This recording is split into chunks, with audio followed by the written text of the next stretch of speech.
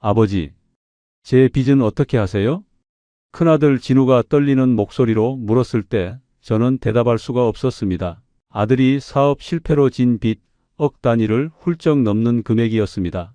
그걸 갚아주려고 제 평생 모은 전 재산을 투자했습니다. 30년 넘게 시설관리직으로 일하며 받은 퇴직금, 10년 넘게 한 푼 두 푼 모은 적금까지 전부였죠.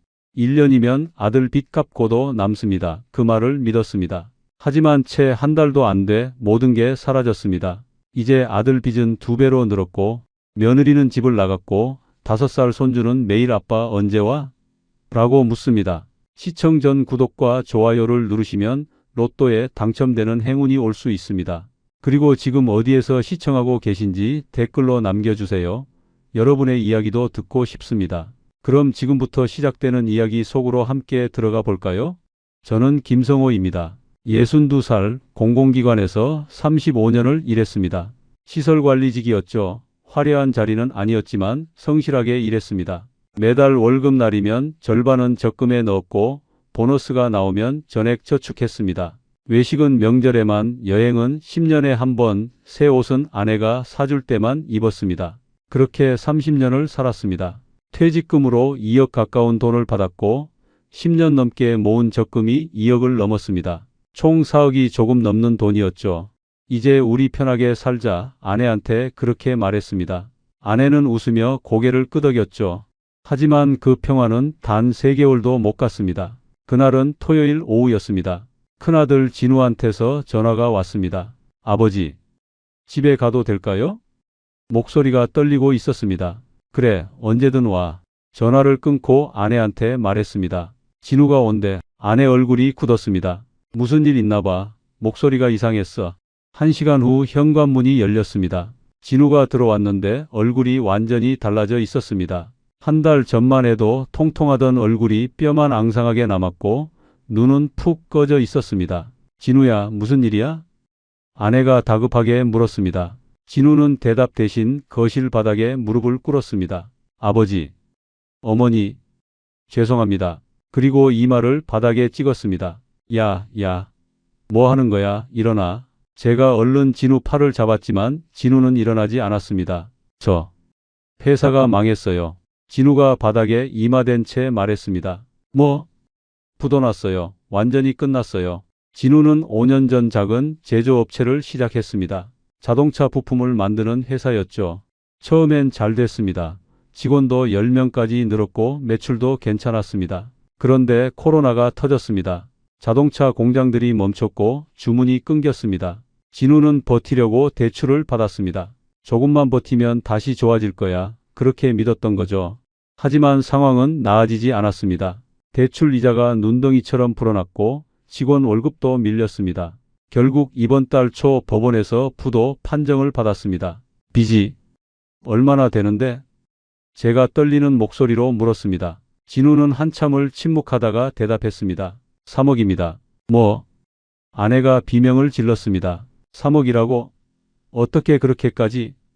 대출이요. 은행 대출 사채까지 썼어요. 직원들 월급 주려고, 재료비 내려고, 버티려고 했는데 진우 목소리가 끊겼습니다. 며느리는 어디 갔어? 아내가 물었습니다. 친정 갔어요. 지난주에. 저한테 이혼하자고 했어요. 뭐? 은주 손주 이름도 데려갔어요. 저는 이제 아무것도 없어요.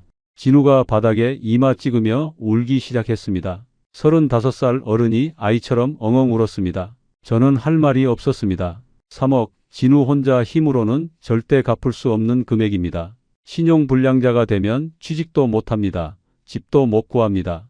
인생이 끝나는 겁니다. 아버지가 뭐라도 해볼게. 제가 그렇게 말했습니다. 아버지, 됐어요. 저 혼자 책임지게요. 야, 3억을 내가 어떻게 혼자 책임져? 은주는 어떻게 하고? 은주는 친정에서 키우겠대요. 저는 이제 진우가 말을 잊지 못했습니다. 그날 밤 진우는 저희 집에서 잤습니다. 아니, 잔 게 아니라 소파에 누워 천장만 바라봤습니다. 저도 잠이 오지 않았습니다. 침대에 누워 생각했습니다. 제 통장에 4억이 조금 넘는 돈이 있습니다. 거기서 3억을 빼주면 진우를 살릴 수 있습니다. 하지만 그럼 저희 노후 자금은 1억밖에 안 남습니다. 1억으로 20년을 어떻게 삽니까? 한 달에 40만 원씩밖에 못 씁니다. 연금이 나오긴 하지만 그것도 한 달에 100만 원 남짓입니다. 생활비로도 빠듯합니다. 여보, 아내가 어둠 속에서 말했습니다. 잠 안 와? 응, 넌? 나도. 진우 생각하니까 잠이 안 와. 어떻게 해야 할까? 제가 물었습니다. 글쎄, 우리가 도와줘야 하는 거 아닐까? 우리 아들인데, 근데 3억을 어떻게? 우리 노후 자금인데, 알아. 근데 진우가 저렇게 무너지는 거 우리가 그냥 봐? 은주는 어떻게 하고? 아내 목소리도 떨리고 있었습니다. 다음 날 아침 진우는 먼동이 트기 전에 나갔습니다. 아버지, 어머니, 폐 끼쳐서 죄송해요. 저 혼자 해결할게요. 그렇게 말하고 문을 닫았습니다. 저는 멍하니 닫힌 문을 바라봤습니다. 그리고 그날 오후 저는 시내로 나갔습니다. 관공서에 볼 일이 있어서였습니다. 건물 앞 광장을 지나가는데 파란색 텐트가 눈에 들어왔습니다. 노후한 심기금이라는 현수막이 바람에 펄럭이고 있었습니다. 그 아래 작은 글씨로 연 15% 고수익 보장, 원금 100% 안전이라고 적혀 있었습니다. 저는 발걸음을 멈췄습니다. 15%? 은행 정기 예금이 연 3%도 안 되는 시대인데 혹시나 하는 마음에 텐트 쪽으로 걸어갔습니다. 그리고 그게 제 인생 최악의 선택이었습니다. 텐트 안에는 40대로 보이는 남자가 서 있었습니다. 깔끔한 정장에 넥타이까지 메고 있었죠. 인상이 참 좋아 보였습니다. 어르신 안녕하세요. 남자가 환하게 웃으며 인사했습니다. 노후 자금 관리에 관심 있으십니까? 아, 그냥 지나가다가 봤는데요. 연 15%가 정말 가능한 겁니까? 제가 조심스럽게 물었습니다. 물론이죠. 저희는 정부 인증 노후복지 기금입니다. 남자는 명함을 꺼내 저에게 건넸습니다. 노후안심센터 이사 평경선입니다. 명함을 받아보니 고급스러웠습니다. 금색 로고에 엠보싱 처리까지 되어 있었죠. 정부에서 하는 겁니까? 복지부 인증을 받은 기관입니다. 금융감독원에도 등록되어 있고요. 평경선이라는 사람은 팜플렛을 꺼내 펼쳐 보여줬습니다. 표지에 노후복지기금이라는 제목이 크게 박혀 있었고 복지부 로고까지 인쇄되어 있었습니다. 어르신 혹시 목돈 있으십니까? 은행에 넣어두면 이자가 너무 적잖아요. 그건 그렇긴 하죠. 저희는 연 15%를 보장합니다. 1억을 투자하시면 1년에 1,500만 원이에요. 한 달에 125만 원씩 나오는 거죠. 계산이 빠르게 돌아갔습니다. 제가 가진 돈 4억을 투자하면 1년에 6천만 원입니다. 한 달에 500만 원씩 나오는 거죠. 그럼 진우 빚 3억을 갚아도 1억이 남고 투자금은 그대로 있고 원금은 보장되는 겁니까? 제가 물었습니다. 당연하죠. 여기 보세요.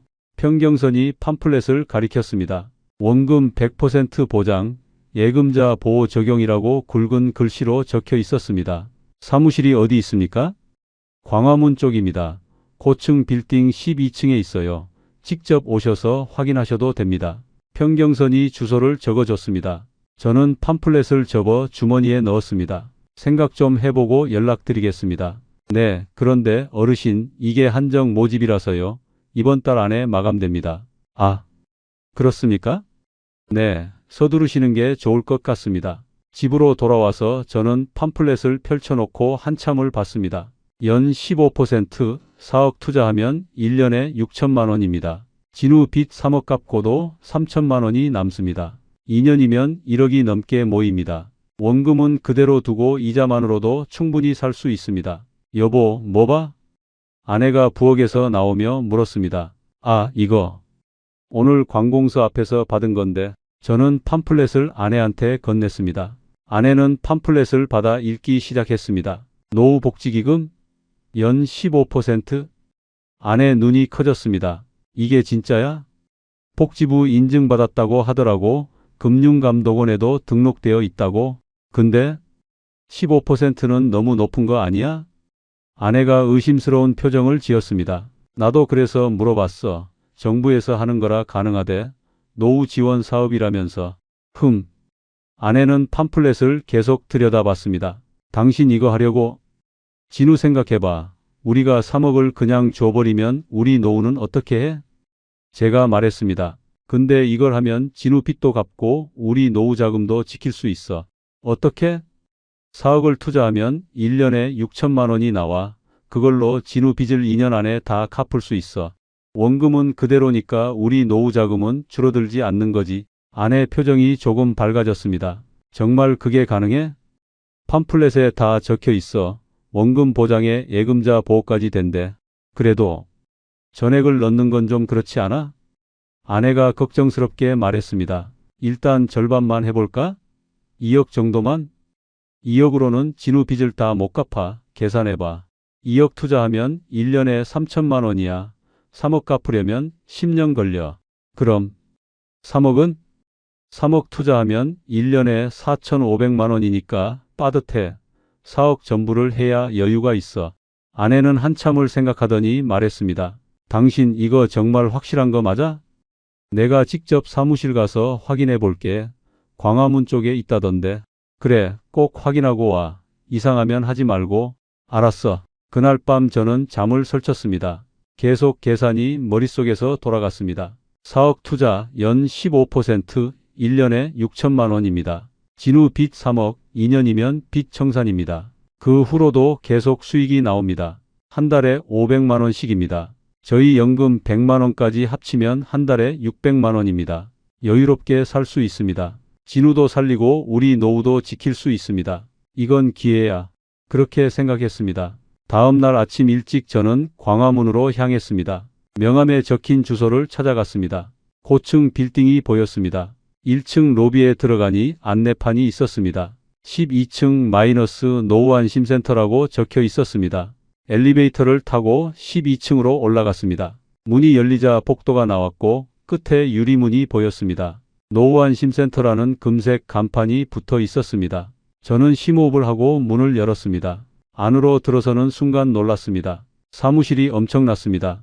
넓은 로비에 대리석 바닥이 깔려 있었고 고급 가죽 소파가 놓여 있었습니다. 벽면에는 대형 TV가 걸려 있었고 각종 인증서들이 액자에 담겨 있었습니다. 금융감독원 등록증, 복지부 협력기관 인증서, 우수기관 표창장. 다 진짜처럼 보였습니다. 어르신 어서 오세요. 20대로 보이는 여직원이 접수 데스크에서 일어나 인사했습니다. 어제 평경선 이사님 만났습니다. 상담 받으러 왔습니다. 아, 네, 잠시만 기다려주세요. 여직원이 내선 전화를 들었습니다. 잠시 후 평경선이 나왔습니다. 어르신 오셨군요. 이쪽으로 앉으시죠. 상담실로 들어갔습니다. 상담실도 고급스러웠습니다. 큰 책상에 가죽 의자, 벽면에는 법률 서적들이 빼곡했습니다. 어르신, 어제 말씀드린 내용 생각해 보셨습니까? 네. 근데 정말 안전한 겁니까? 제가 물었습니다. 물론이죠. 여기 인증서들 보세요. 평경선이 벽면을 가리켰습니다. 금융감독원 도장이 선명하게 찍힌 등록증이 보였습니다. 등록번호도 있습니다. 금융감독원 홈페이지 가서 확인하셔도 됩니다. 아, 그렇군요. 그리고 저희는 지금까지 2,000명이 넘는 회원님들께 서비스를 제공하고 있습니다.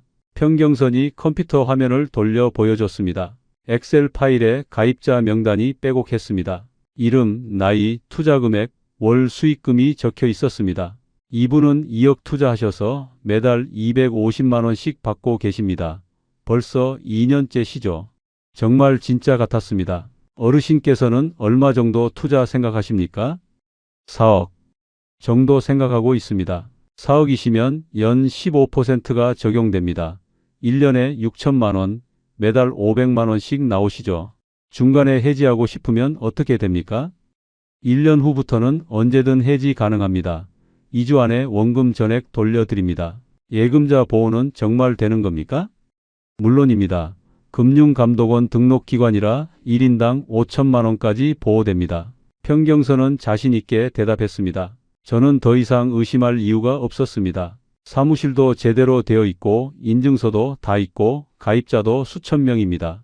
계약하겠습니다. 제가 말했습니다. 현명한 선택이십니다. 계약서 작성하시죠. 평경선이 두툼한 계약서를 꺼냈습니다. 집으로 돌아왔을 때는 오후 3시쯤이었습니다. 아내가 거실에서 기다리고 있었습니다. 어떻게 됐어? 다녀왔어. 사무실 제대로 되어 있더라고. 저는 가방에서 계약서를 꺼냈습니다. 인증서도 다 걸려 있고 회원이 2,000명 넘는데 정말? 아내가 계약서를 받아 읽기 시작했습니다. 근데 전액을 넣는 거야? 그래야 진우 빚을 빨리 갚지. 그래도 좀 불안한데? 아내 목소리가 떨렸습니다. 여보, 나 믿어봐. 내가 35년 직장 생활하면서 서류 보는 눈은 있어. 이건 진짜야. 당신이 그렇게 말하면 나도 믿을게. 아내가 한숨을 쉬었습니다.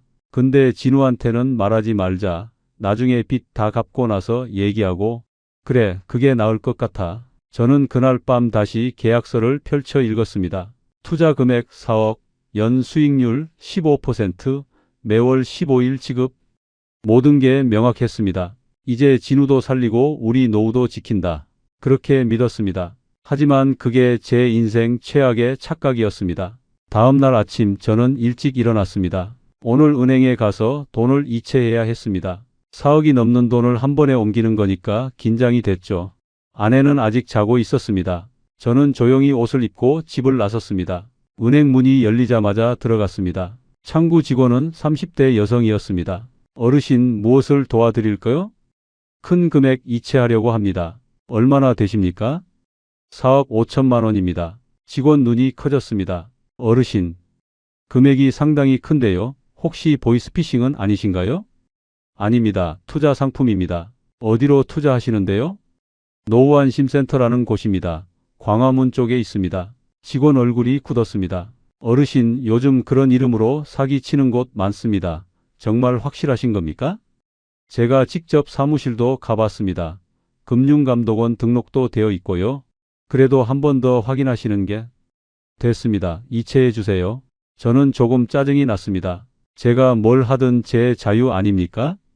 직원은 할 수 없다는 듯 고개를 끄덕였습니다. 신분증이랑 통장 주세요. 저는 신분증과 통장을 건넸습니다. 직원이 컴퓨터를 두드리기 시작했습니다. 10분쯤 지났을 때 직원 전화가 울렸습니다. 네, 고객님 옆에 계십니다. 직원이 저를 보며 수화기를 건넸습니다. 본점에서 확인 전화 왔습니다. 저는 수화기를 받았습니다. 여보세요? 고객님, 본점 금융사기 예방팀입니다. 남자 목소리가 들렸습니다. 지금 4억 5천만 원을 이체하려고 하시는데 맞으십니까? 네, 맞습니다. 어디로 보내시는 겁니까? 노후안심센터라는 곳입니다. 그곳이 어떤 곳인지 아십니까? 금융상품 운용하는 곳입니다. 금융감독원 등록기관입니다. 고객님, 죄송하지만 그게 사기일 가능성이 높습니다. 남자 목소리가 심각해졌습니다. 요즘 노인 대상 투자 사기가 굉장히 많습니다. 금융감독원 로고도 위조하고 높은 수익률로 유인합니다. 아닙니다. 제가 직접 확인했습니다. 사무실도 광화문 빌딩 12층에 있고 인증서도 다 걸려 있습니다. 고객님, 사무실이 있다고 해서 진짜가 아닙니다.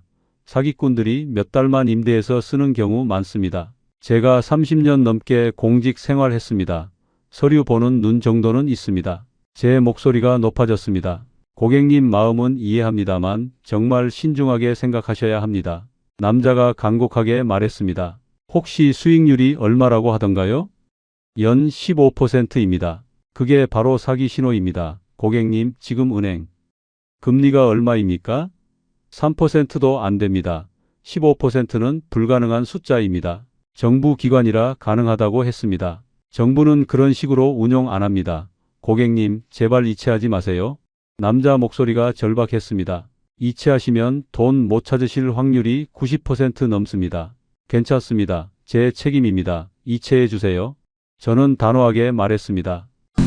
알겠습니다. 고객님 결정이시면 어쩔 수 없습니다. 남자가 한숨을 쉬었습니다. 하지만 명심하세요.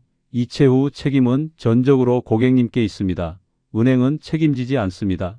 알겠습니다. 전화가 끊겼습니다. 창구 직원이 저를 걱정스럽게 바라봤습니다. 어르신, 정말 하시는 겁니까? 네, 진행해 주세요.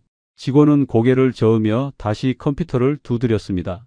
5분 후 영수증이 출력됐습니다. 이체 완료됐습니다. 그런데 어르신, 정말 조심하세요. 직원이 영수증을 건네며 말했습니다. 저는 영수증을 받아 지갑에 넣었습니다. 통장 잔액을 확인했습니다. 47만 원이 남아 있었습니다. 평생 모은 돈이 순식간에 빠져나간 겁니다. 순간 가슴이 철렁했습니다. 내가 잘한 건가? 하지만 곧 마음을 다잡았습니다. 아니야, 이건 투자야. 사라진 게 아니라 불린 거야. 은행을 나와 노후안심센터로 향했습니다. 12층 사무실 문을 열고 들어갔습니다. 어르신 오셨어요? 평경선이 환하게 웃으며 맞았습니다. 이체 완료했습니다. 저는 영수증을 꺼내 보여줬습니다. 아, 확인했습니다. 입금됐네요.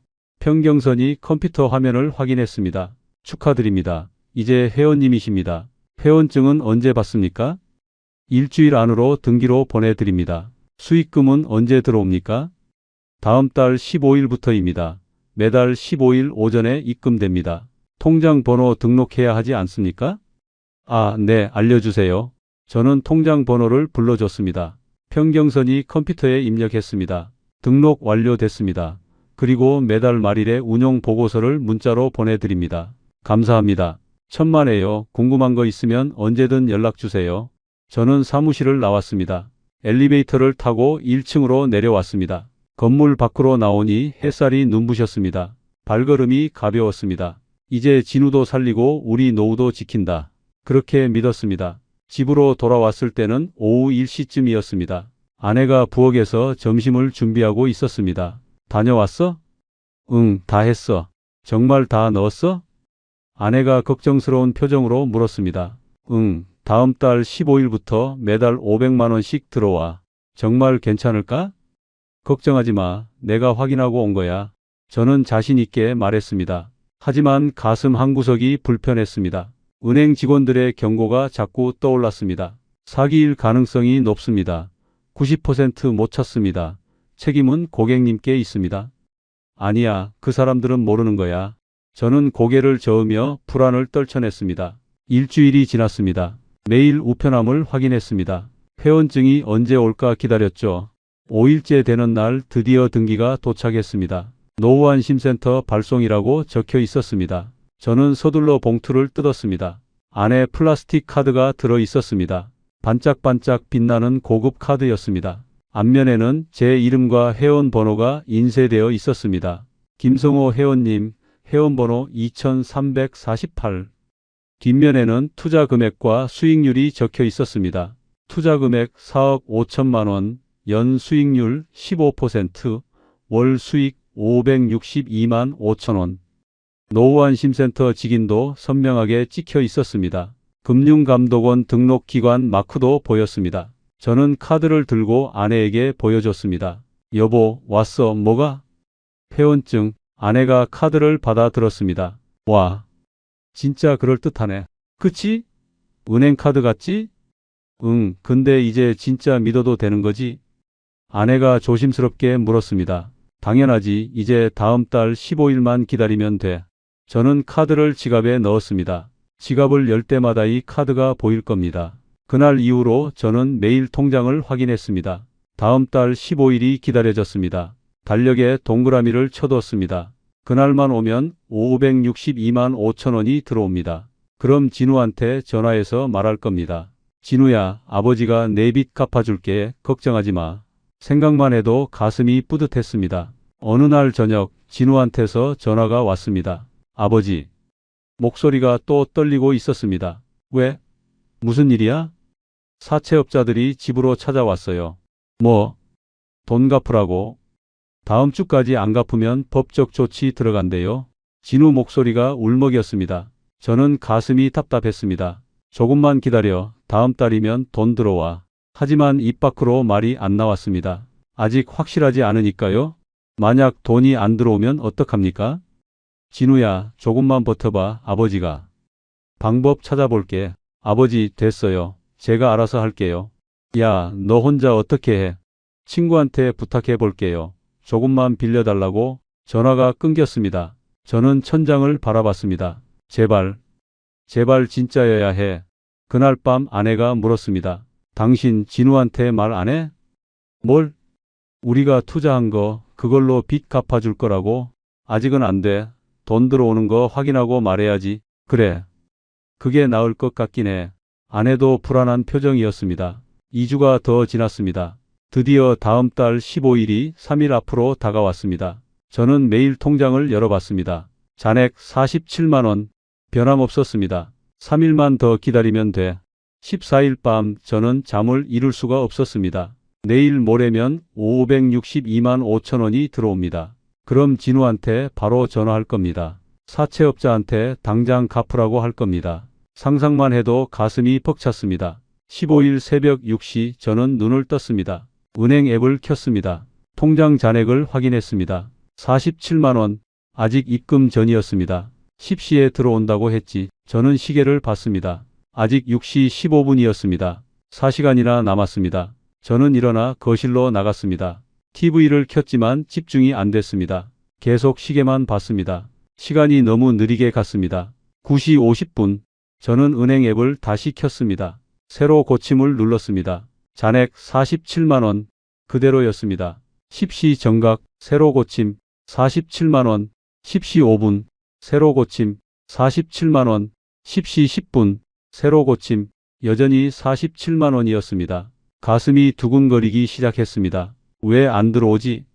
10시 15분 새로 고침 변화 없음. 10시 30분 변화 없음. 11시 여전히 47만 원이었습니다. 저는 노후안심센터로 전화를 걸었습니다. 신호음이 울렸습니다. 한 번, 두 번, 세 번. 아무도 받지 않았습니다. 다시 걸었습니다. 역시 받지 않았습니다. 가슴이 철렁했습니다. 왜 전화를 안 받지? 저는 급하게 옷을 갈아입었습니다. 어디가? 아내가 물었습니다. 노후안심센터 가봐야 해. 돈이 안 들어왔어. 뭐? 아내 얼굴이 하얗게 질렸습니다. 잠깐만 나도 같이 갈게. 아니야, 내가 다녀올게. 시스템 오류일 거야. 저는 서둘러 집을 나섰습니다. 지하철을 타고 광화문으로 향했습니다. 가슴이 계속 두근거렸습니다. 제발, 제발 아무 일 없기를. 광화문역에서 내려 빌딩으로 뛰어갔습니다. 엘리베이터를 타고 12층으로 올라갔습니다. 복도를 달렸습니다. 노후안심센터 유리문이 보였습니다. 그런데 이상했습니다. 불이 꺼져 있었습니다. 저는 문손잡이를 잡았습니다. 문이 잠겨 있었습니다. 유리문 너머로 안을 들여다봤습니다. 텅 비어 있었습니다. 접수 데스크도, 소파도, TV도, 인증서들도 모두 사라졌습니다. 깨끗하게 비워져 있었습니다. 저는 문을 흔들었습니다. 여기 사람 없습니까? 노후안심센터. 평경선 이사. 아무 대답이 없었습니다. 옆 사무실 문이 열렸습니다. 한 직원이 나왔습니다. 시끄럽게 왜 그러세요? 죄송합니다. 여기. 노후안심센터 어디 갔습니까? 아, 거기요? 2주 전에 나갔는데요. 2주 전. 네, 어느 날 갑자기 짐 싸더니 사라졌어요. 제 다리에 힘이 풀렸습니다. 2주 전이면 제가 회원증 받은 직후였습니다. 그때 이미 도망갈 준비를 하고 있었던 겁니다. 4억 5천만 원. 제 전 재산이 사라졌습니다. 저는 멍하니 빈 사무실을 바라봤습니다. 다리가 후들거렸습니다. 벽에 기대지 않으면 쓰러질 것 같았습니다. 이게 무슨 일이지? 머릿속이 하얗게 변했습니다.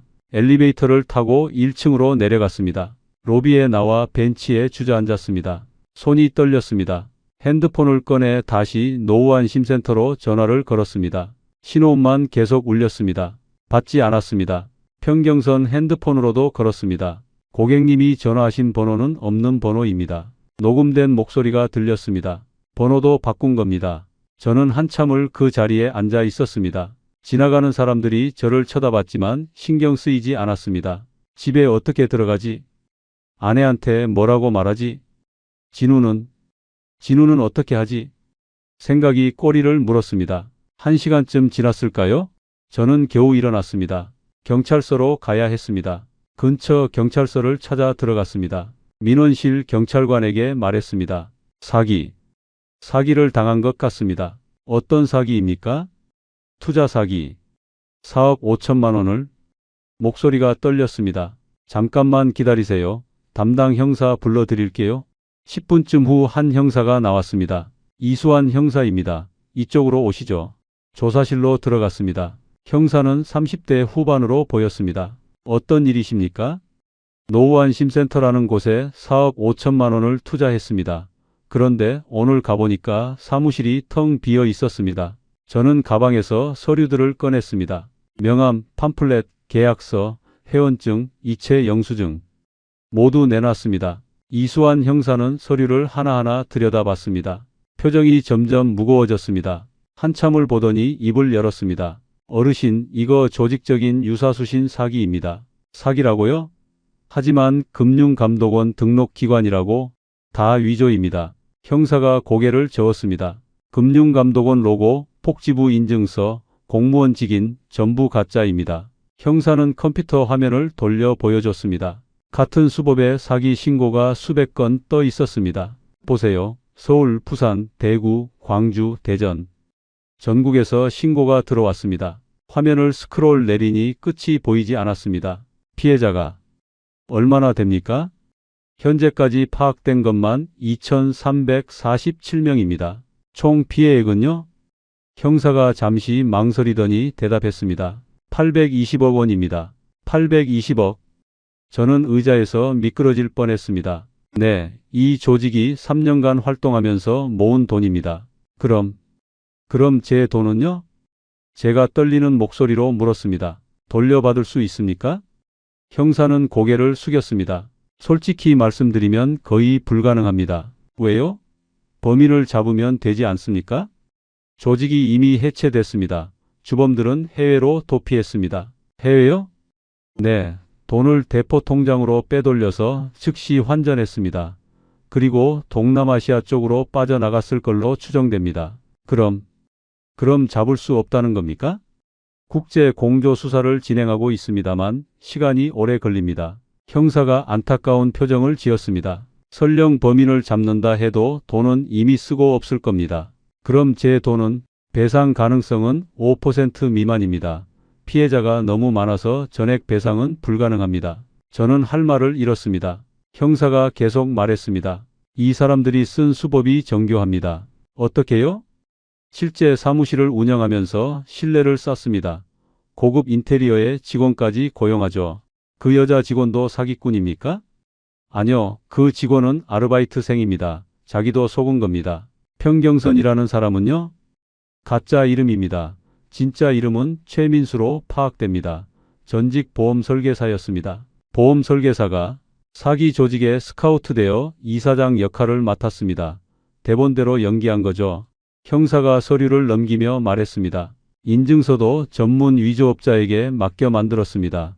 금융감독원 도장까지 똑같이 위조했습니다. 그럼 처음부터 끝까지 다 거짓말이었다는 겁니까? 네, 회원 2,000명이 넘는다는 것도 거짓, 매달 수익 지급한다는 것도 거짓, 전부 다 연극이었습니다. 저는 두 손으로 얼굴을 감쌌습니다. 눈물이 흘렀습니다. 형사가 조용히 말했습니다. 어르신, 신고 접수는 해드리겠습니다. 수사도 진행할 겁니다. 하지만 기대는 하지 마십시오. 이런 사건은 범인 검거도 어렵고 돈 회수는 더 어렵습니다. 그럼 저는 어떻게 합니까?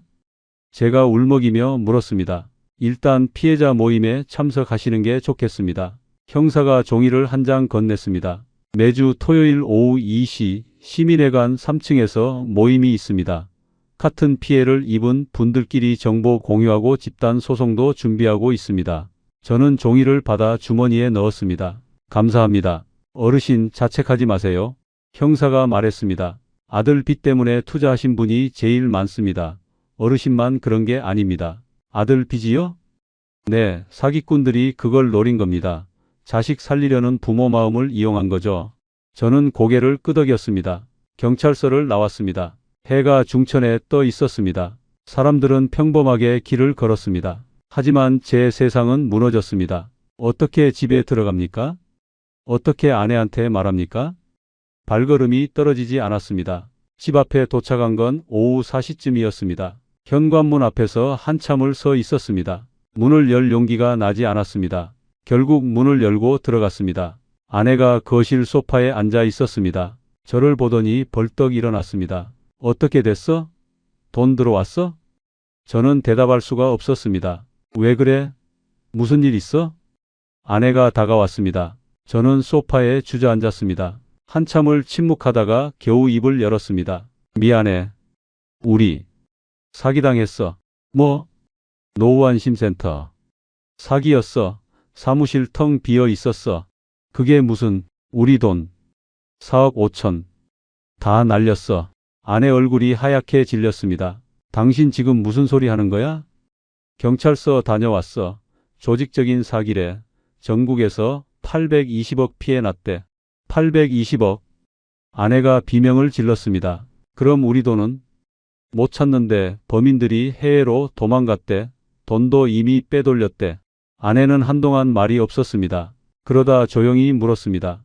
그럼 이제 우리 어떻게 해? 미안해, 내가 잘못 봤어. 잘못 봤다고.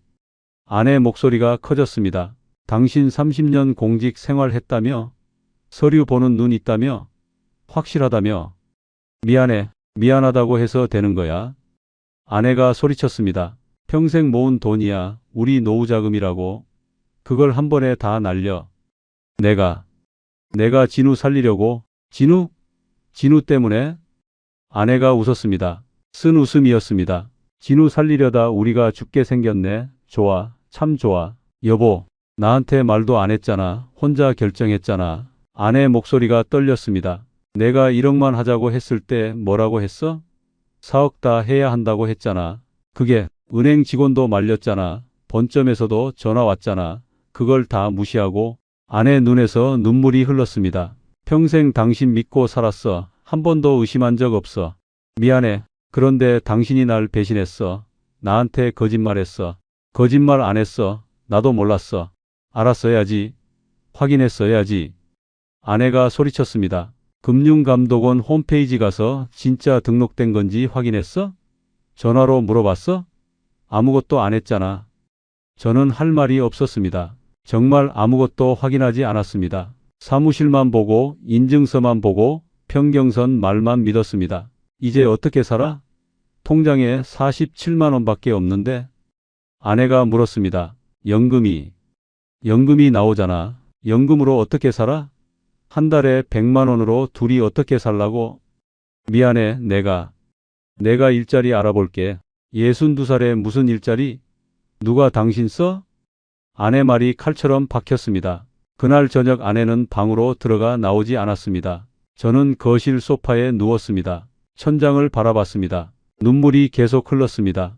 다음 날 아침 진우한테서 전화가 왔습니다. 아버지, 저 사채업자가 소송 걸었대요. 그래, 아버지 괜찮으세요? 목소리가 이상한데. 아니야, 괜찮아. 아버지가 방법 찾아본다고 하셨는데. 진우 목소리가 기대에 차 있었습니다. 저는 차마 말할 수가 없었습니다. 진우야. 네, 아버지, 미안하다. 네? 왜요? 아버지가 돈을 날렸어. 무슨 말씀이세요? 우리 노후 자금으로 너 빚 갚아주려고 투자했어. 그런데 사기당했어. 진우 쪽에서 숨소리가 멈췄습니다. 아버지, 미안하다. 진우야, 아버지가 잘못 봤어. 얼마나 잃으셨는데요? 4억. 조금 넘게 4억. 진우가 소리쳤습니다. 아버지, 그게 무슨. 퇴직금이랑 노후자금 전부잖아요. 그래, 왜 그러셨어요? 제가 알아서 한다고 했잖아요. 넌 혼자 어떻게 해? 3억을. 그래도 아버지 노후자금까지 날려서야 되겠어요. 진우 목소리가 떨렸습니다. 이제 제 빚은 6억이에요. 뭐? 제 빚 3억에 아버지가 날린 돈 4억 합치면 7억이에요. 아버지 때문에 제 빚이 2배로 늘었어요. 진우야, 그게 무슨. 아버지, 저 정말 힘듭니다. 제 인생도 망했는데 아버지까지. 진우가 울기 시작했습니다. 제발 저 좀 내버려 두세요. 제발요. 전화가 끊겼습니다. 저는 핸드폰을 바닥에 떨어뜨렸습니다. 아들이 날 원망하네. 가슴이 찢어지는 것 같았습니다. 일주일 후 며느리한테서 전화가 왔습니다. 아버님, 은주 보러 오시면 안 될까요? 왜? 무슨 일이야? 은주가 자꾸 할아버지 찾아요. 할아버지 어디 갔어?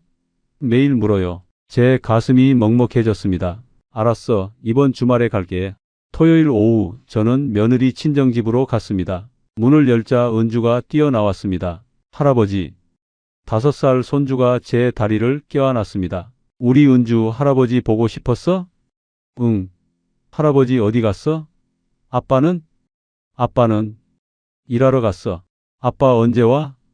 은주가 고개를 갸웃거렸습니다. 곧 올 거야. 거짓말이었습니다. 진우는 지금 친구 집에 얹혀 살고 있습니다. 며느리는 이혼 서류를 준비 중입니다. 은주는 아빠가 왜 안 오는지 모릅니다. 할아버지, 나랑 놀아줘. 은주가 제 손을 잡아 끌었습니다. 저는 은주와 1시간쯤 놀아줬습니다. 블록도 쌓고 그림도 그렸습니다. 할아버지, 다음에 또 와? 그래, 또 올게. 약속? 약속. 집으로 돌아오는 길, 저는 계속 울었습니다. 은주야, 미안하다. 할아버지가 너희 가족을 망쳤구나. 그날 밤 아내가 말했습니다. 나 친정 갔다 올게. 얼마나? 모르겠어. 당신 얼굴 보기 힘들어. 미안해. 미안하다는 말 이제 하지 마. 듣기 싫어. 아내는 짐을 싸서 나갔습니다. 저는 텅 빈 집에 혼자 남았습니다. 아내가 나간 후 일주일이 지났습니다. 저는 혼자 빈 집에서 지냈습니다. 밥을 먹어도 맛이 없었습니다. 잠을 자도 악몽만 꿨습니다. 매일 평경선 얼굴이 떠올랐습니다. 그 환한 미소, 그 자신 있는 목소리. 모두 연기였습니다. 어느 날 아침 저는 주머니에서 구겨진 종이를 발견했습니다. 이수환 형사가 준 종이였습니다. 피해자 모임 매주 토요일 오후 2시 시민회관 3층. 오늘이 토요일이었습니다. 저는 오랜만에 옷을 갈아입었습니다. 거울을 봤습니다. 한 달 만에 10kg는 빠진 것 같았습니다. 얼굴이 헬쑥했습니다. 수염도 덥수룩했습니다. 이게 내 모습인가? 시민회관으로 향했습니다. 3층 회의실 문을 열었습니다. 이미 사람들이 가득 차 있었습니다. 100명은 넘어 보였습니다. 대부분 60대, 70대 노인들이었습니다. 저보다 나이 많은 분들도 보였습니다. 80대로 보이는 할아버지도 계셨습니다. 모두 같은 표정을 하고 있었습니다. 지친 얼굴, 무너진 눈빛. 저는 뒤쪽 빈자리에 앉았습니다. 진행자가 앞에 나왔습니다. 50대 남자였습니다. 오늘 새로 오신 분들 계십니까? 몇 명이 손을 들었습니다. 저도 손을 들었습니다.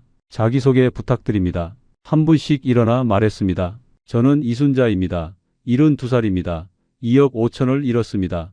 남편 보험금이었습니다. 저는 박철수입니다. 68살입니다. 3억을 날렸습니다. 집을 담보로 대출받아 투자했습니다. 저는 최영희입니다. 65살입니다. 1억 8천을 잃었습니다. 딸 결혼자금이었습니다. 한 분 한 분의 이야기가 저와 비슷했습니다. 모두 노후자금이었습니다. 모두 가족을 위한 돈이었습니다. 제 차례가 왔습니다. 저는 일어났습니다. 저는 김성호입니다. 62살입니다. 목소리가 떨렸습니다. 공공기관에서 35년 일했습니다. 4억 5천을 날렸습니다. 퇴직금과 평생 모은 적금 전부입니다. 한숨을 쉬었습니다. 큰아들이 사업 실패로 3억 빚을 졌습니다. 그걸 갚아주려고 투자했습니다. 하지만 사기였습니다. 이제 아들 빚은 갚지 못하고 제 노후자금만 날렸습니다. 며느리는 이혼 서류 준비 중이고 5살 손주는 할아버지를 찾습니다. 아내는 집을 나갔습니다. 저를 배신자라고 합니다. 목이 메었습니다. 저는 이 사건을 그냥 넘기고 싶지 않습니다. 범인을 잡아야 합니다. 그리고 다른 노인들이 같은 피해를 당하지 않게 해야 합니다. 제도가 바뀌어야 합니다. 앉았습니다. 사람들이 고개를 끄덕였습니다. 회의가 시작됐습니다. 변호사가 나와 설명했습니다. 현재 집단 소송을 준비 중입니다. 하지만 승소해도 배상 가능성은 낮습니다. 범인들이 이미 재산을 은닉했기 때문입니다. 그래도 우리의 목소리를 내는 게 중요합니다. 다음으로 시민단체 활동가가 말했습니다. 정부의 제도 개선을 요구하고 있습니다. 노인 대상 금융사기 예방법 제정을 추진 중입니다. 여러분의 증언이 필요합니다. 언론 인터뷰에 응해주세요. 회의가 끝나고 사람들이 모여 이야기를 나눴습니다. 한 할머니가 제게 다가왔습니다. 저도 아들 때문이었어요. 네? 아들이 빚 보증을 섰는데 친구가 도망갔어요. 2억 빚이 아들한테 넘어왔죠. 할머니 눈에 눈물이 고였습니다. 그걸 갚아주려고 남편 보험금을 투자했어요. 남편이 암으로 죽으면서 남긴 돈이었어요. 이제 아들도 망하고 저도 망했어요. 저는 할머니 손을 잡았습니다. 우리 함께 싸웁시다. 네. 그래야죠. 집으로 돌아오는 길 저는 생각했습니다. 나만 당한 게 아니구나. 수천 명이 같은 고통을 받고 있구나. 그 생각이 조금 위로가 됐습니다. 혼자가 아니라는 것, 함께 싸울 사람들이 있다는 것. 며칠 후 방송국에서 연락이 왔습니다. 피해자 인터뷰를 하고 싶습니다. 출연해 주시겠습니까? 처음에는 망설였습니다. 전국에 제 얼굴이 나간다는 게 부끄러웠습니다. 사기당한 바보라고 손가락질 받을 것 같았습니다. 하지만 결심했습니다. 이건 나만의 문제가 아니야. 다른 노인들을 지켜야 해. 촬영 당일 저는 방송국으로 갔습니다. 분장실에서 화장을 받았습니다. 거울 속 제 모습이 낯설었습니다. 스튜디오로 들어갔습니다. 카메라가 저를 향했습니다. 앵커가 질문했습니다. 어떻게 사기를 당하게 되셨습니까? 저는 천천히 대답했습니다. 아들이 사업 실패로 3억 빚을 졌습니다. 저는 아버지로서 아들을 살리고 싶었습니다. 그때 노후안심센터를 만났습니다. 연 15% 수익을 보장한다고 했습니다. 광화문 고층 빌딩에 사무실이 있었고 금융감독원 등록증도 걸려 있었습니다. 모든 게 진짜 같았습니다. 은행 직원이 경고했습니까?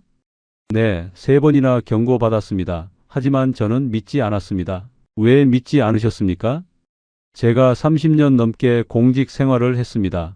서류 보는 눈이 있다고 자신했습니다. 그게 독이 됐습니다. 목이 메었습니다. 지금 가장 후회되는 게 무엇입니까?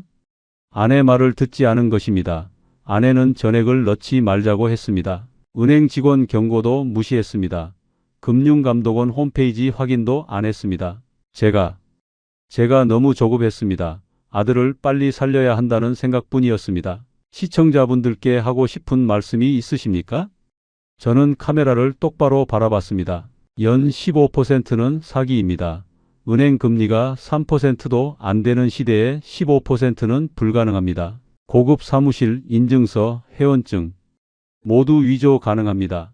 반드시 금융감독원 홈페이지에서 직접 확인하세요. 전화로도 문의하세요. 그리고 가족과 상의하세요. 혼자 결정하지 마세요. 절박하다고 해서 독단적으로 움직이면 가족 전체가 무너집니다. 눈물이 흘렀습니다. 저처럼 되지 마세요.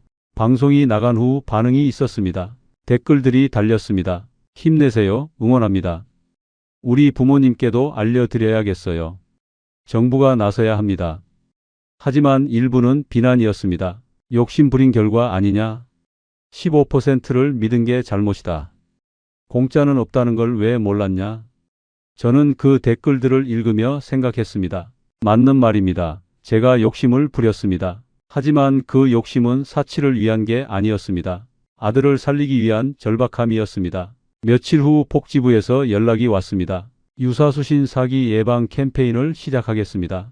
전국 주민센터에 포스터를 붙이고 노인 대상 교육을 실시하겠습니다.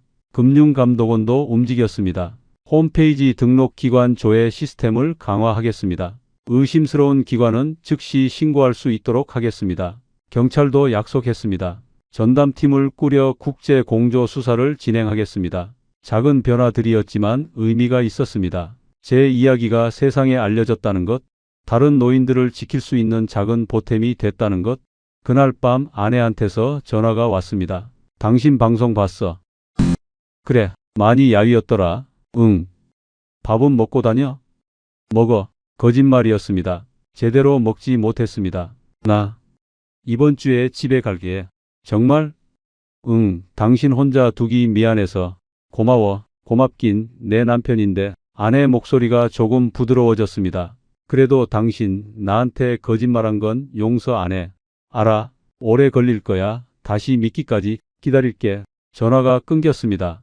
저는 한참을 핸드폰을 들여다봤습니다. 작은 희망이 보였습니다. 3개월이 지났습니다. 아내는 집으로 돌아왔습니다. 하지만 예전 같지 않았습니다. 말수가 줄었고 웃음도 사라졌습니다. 저를 대하는 태도도 차가웠습니다. 함께 있어도 벽이 느껴졌습니다. 그래도 저는 견뎠습니다. 제가 저지른 일이니까요. 진우는 결국 개인 회생을 신청했습니다. 3억 빚을 5년에 걸쳐 갚기로 했습니다. 한 달에 50만 원씩입니다. 편의점 야간 알바를 시작했습니다. 며느리와는 이혼 절차를 밟고 있습니다. 은주는 며느리가 키우기로 했습니다. 진우는 한 달에 한 번 은주를 만납니다. 저도 가끔 따라갑니다. 할아버지, 아빠는 왜 집에 안 와? 은주가 물을 때마다 가슴이 찢어집니다. 아빠는 일이 많아서 그래. 거짓말을 반복합니다. 국회에서 노인 금융사기 예방법이 발의됐습니다. 정부 기관 사칭 범죄 처벌을 강화하고 노인 대상 금융 교육을 의무화하는 내용입니다. 통과될지는 아직 모릅니다. 하지만 발의됐다는 것만으로도 의미가 있습니다. 제 목소리가 조금이나마 전해진 겁니다. 경찰에서 연락이 왔습니다. 최민수를 검거했습니다. 정말입니까? 네, 태국에 숨어 있었습니다. 국제 공조로 송환했습니다. 그럼 돈은요? 이미 다 썼습니다. 성형수술, 위장사업, 도박. 남은 게 없습니다. 그럼 배상은 불가능합니다. 죄송합니다. 예상했던 결과였습니다. 하지만 막상 들으니 허탈했습니다. 피해자 모임은 계속됩니다. 매주 토요일마다 시민회관에 갑니다.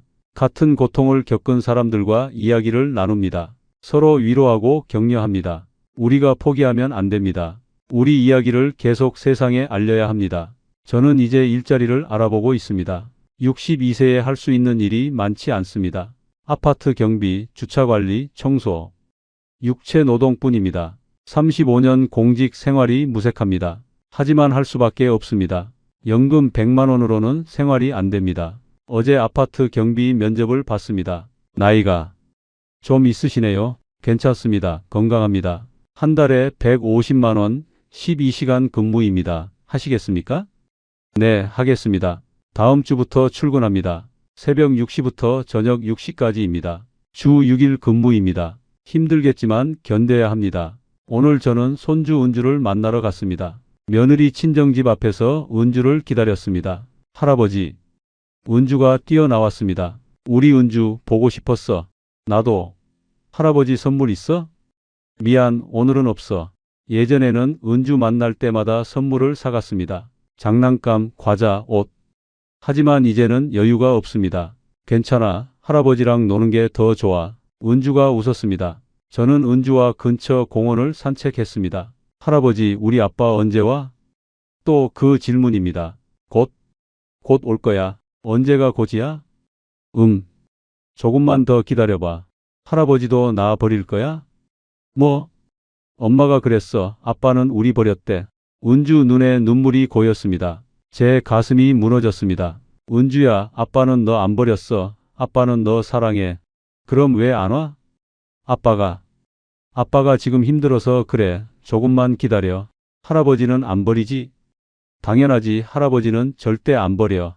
은주를 꼭 안았습니다. 미안하다, 은주야. 할아버지가 너희 가족을 이렇게 만들었어. 집으로 돌아오는 길 저는 계속 생각했습니다. 제가 만약 그때 투자하지 않았다면, 아니, 은행 직원 말을 들었다면, 아니, 금융감독원 홈페이지를 확인했다면, 아니, 아내와 상의했다면 지금은 달랐을까요? 진우도 빚이 3억에서 멈췄을 겁니다. 제 노후자금 4억 5천도 있었을 겁니다. 며느리도 집을 안 나갔을 겁니다. 은주도 아빠랑 함께 살았을 겁니다. 하지만 과거는 돌이킬 수 없습니다. 이제 남은 건 현재뿐입니다. 저는 여러분께 말하고 싶습니다. 첫째, 연 15%는 사기입니다. 은행 금리가 3%도 안 되는 시대에 15%는 불가능합니다. 5배 수익률을 약속하는 곳은 99% 사기입니다. 둘째, 고급 사무실이나 인증서를 믿지 마세요. 사기꾼들은 몇 달만 임대해서 사무실을 운영합니다. 인증서도 위조할 수 있습니다. 반드시 금융감독원 홈페이지에서 직접 확인하세요. 셋째, 은행 직원이나 경찰이 경고하면 들으세요. 그들은 당신을 괴롭히려는 게 아닙니다. 진심으로 걱정해서 말리는 겁니다. 3번 경고받고도 무시한 제가 바보였습니다. 넷째, 가족과 반드시 상의하세요. 혼자 결정하지 마세요. 특히 전 재산을 한 곳에 넣는 건 절대 안 됩니다. 제가 아내 말을 들었다면 최소한 절반은 지켰을 겁니다. 다섯째, 자식 빚을 무조건 떠안지 마세요. 자식을 사랑하는 마음은 이해합니다. 하지만 부모 노후까지 희생하면 안 됩니다. 개인회생, 파산 같은 법적 절차가 있습니다. 그걸 이용하는 게 오히려 자식을 위한 길입니다. 저는 지금도 후회합니다. 매일 후회합니다. 왜 그랬을까? 왜 확인하지 않았을까? 왜 아내 말을 안 들었을까? 하지만 후회해도 돌아오지 않습니다. 이제 저는 남은 인생을 살아가야 합니다. 아파트 경비로 일하며 하루하루 버텨야 합니다. 아내와의 관계를 천천히 회복해야 합니다. 진우가 다시 일어설 수 있도록 응원해야 합니다. 은주에게 좋은 할아버지가 되어야 합니다. 쉽지 않을 겁니다.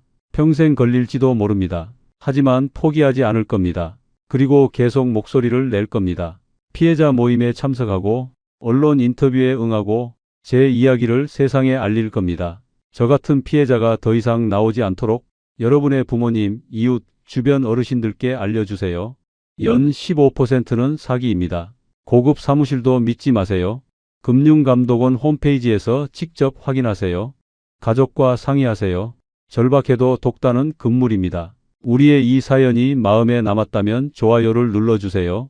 그리고 소중한 사람들과 함께 이 이야기를 나눠주시길 바랍니다. 여러분의 한마디가 누군가에겐 큰 위로가 될 수 있습니다. 영상이 마음에 드셨다면 구독과 좋아요, 응원 부탁드립니다. 감사합니다. 여보, 미안해요. 우리 돈 다 없어졌어요. 그날 저녁 남편에게 그 말을 꺼내는 순간 제 입술이 떨렸습니다. 7억이 넘는 돈, 남편이 30년 넘게 댐에서 일하며 모은 퇴직금, 딸이 이혼하고 돌려받은 전세금, 제 비상금, 그리고 수십 년 살던 집을 담보로 받은 대출까지 단 한 달 남짓 만에 모두 증발했습니다. 믿을 수 있나요? 저는 그저 손녀 민서 피아노 학원비를 대주고 싶었을 뿐입니다. 한 달에 몇십만 원짜리 학원이었어요. 그런데 그 작은 욕심이 우리 가족을 무너뜨렸습니다. 처음엔 정말 의심하지 않았어요. 매주 수요일마다 100만 원이 넘는 돈이 정확히 들어왔으니까요. 이건 진짜야, 그렇게 믿었습니다. 그런데 그게 함정이었습니다. 도대체 저에게 무슨 일이 있었던 걸까요? 지금부터 그 이야기를 들려드리겠습니다. 시청 전 구독과 좋아요를 누르시면 로또에 당첨되는 행운이 올 수 있습니다.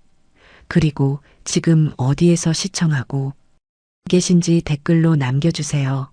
여러분의 이야기도 듣고 싶습니다. 그럼 지금부터 시작되는 이야기 속으로 함께 들어가 볼까요? 저는 안미숙입니다. 지금은 72이고요. 하지만 오늘 들려드릴 이야기는 10년 전 일입니다. 그때 저는 62이었어요. 평범한 주부였죠. 남편은 공기업에서 오랜 시간 일했습니다. 충청도 작은 도시에서 댐을 관리하는 일이었어요. 30년 넘게 성실하게 다녔습니다. 그러던 남편이 정년퇴직을 했어요. 2015년 초였습니다. 남편은 마지막 출근날 회사 동료들과 저녁을 먹고 왔습니다. 집에 들어오더니 소파에 털썩 앉았어요. 여보, 이제 뭐하며 살아야 하나. 그때 남편의 목소리가 참 힘이 없었습니다. 퇴직금은 2억 정도 받았어요. 적지 않은 돈이었죠. 하지만 남편과 저는 이제 60을 넘긴 나이였습니다.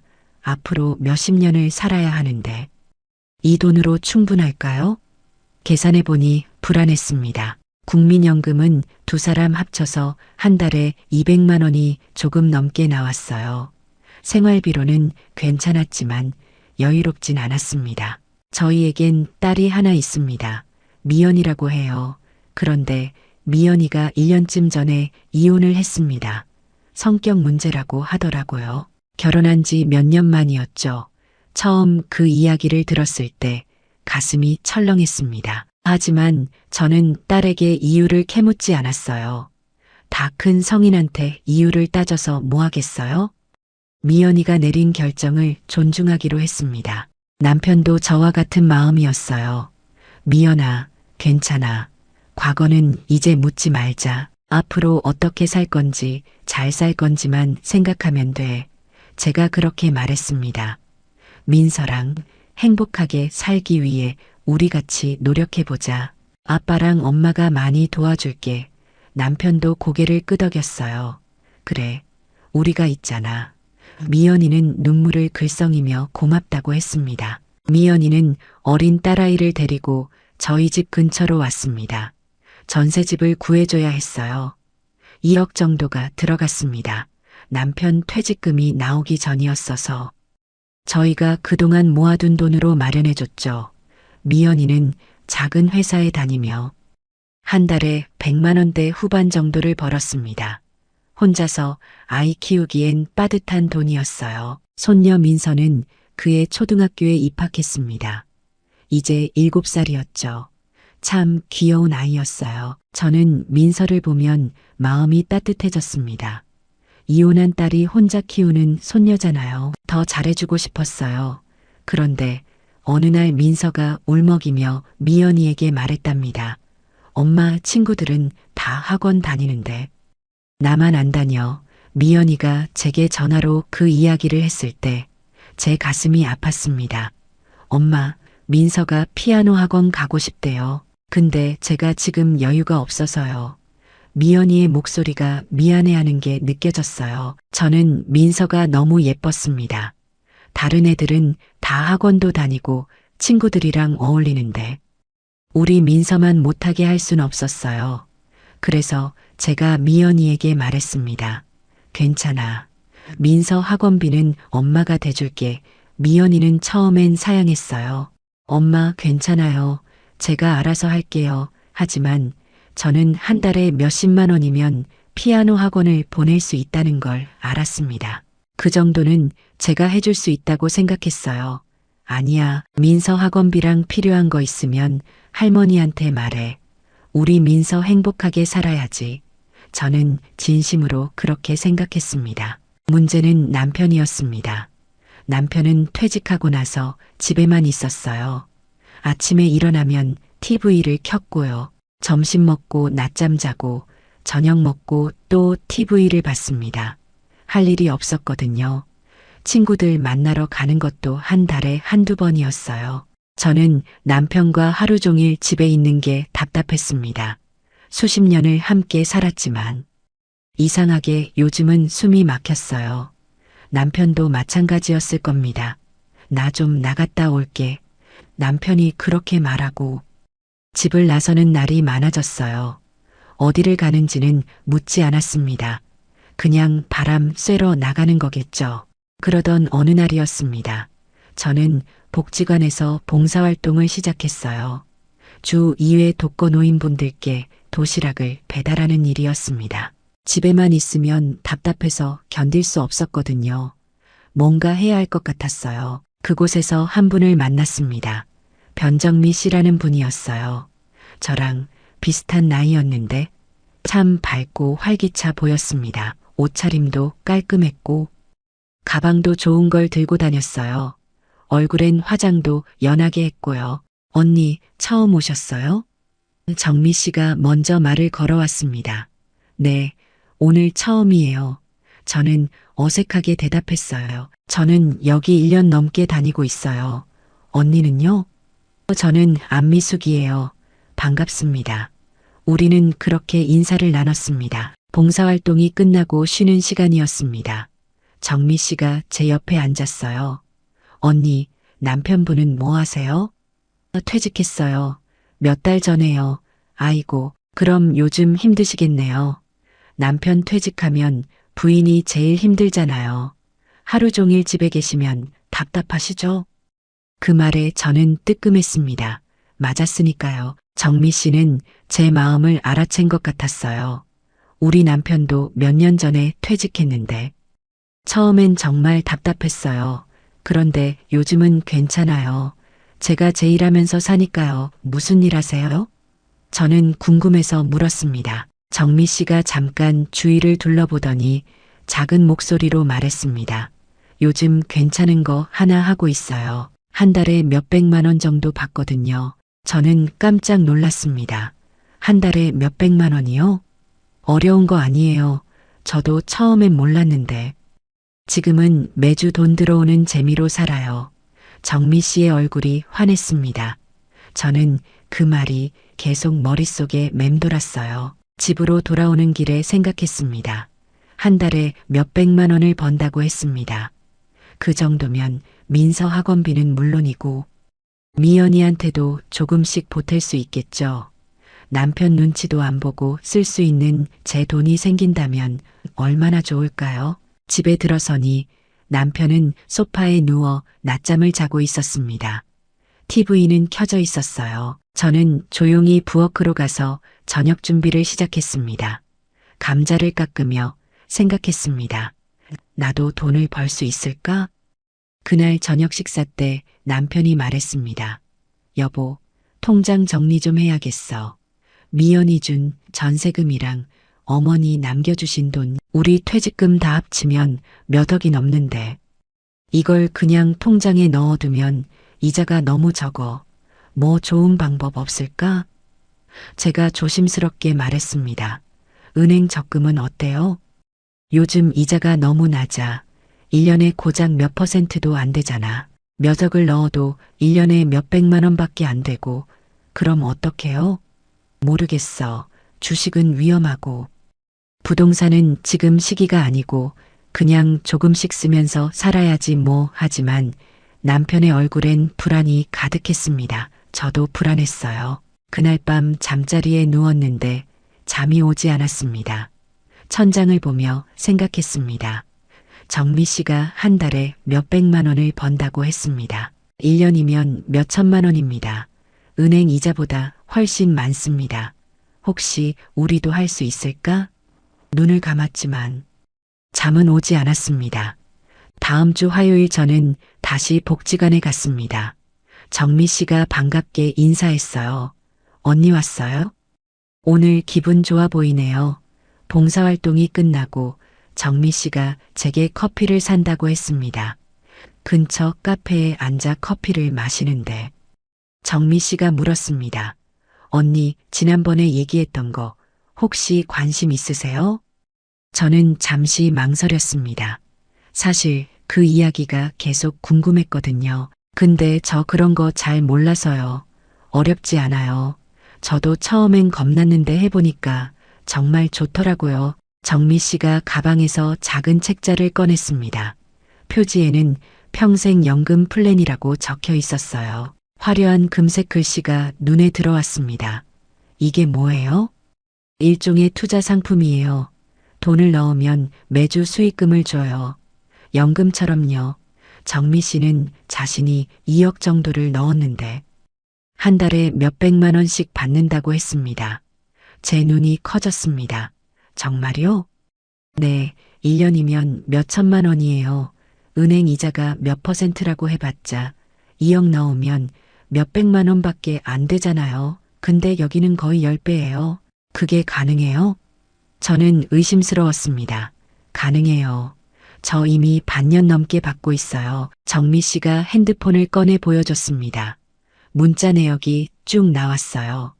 입금 완료, 입금 완료. 매주 수요일마다 같은 금액이 입금돼 있었습니다. 통장 내역도 보여줬어요. 진짜로 찍혀 있었습니다. 진짜네요. 진짜예요.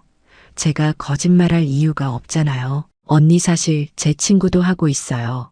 그분은 더 많이 넣었는데 한 달에 더 많이 받아요. 저는 가슴이 두근거리기 시작했습니다. 우리 퇴직금이랑 모아둔 돈 합치면 몇억이 넘습니다. 만약 그걸 넣으면 한 달에 얼마를 받을 수 있을까요? 그런데 위험하지 않아요? 사기 같은 거 아니고요? 정미 씨가 웃으며 말했습니다. 저도 처음엔 그렇게 생각했어요. 근데 직접 받아보니까 진짜더라고요. 그리고 여기 회사 제대로 된 데예요. 언니 사실 저희 동네 분들도 하고 있어요. 큰 돈 넣은 사람들도 많아요.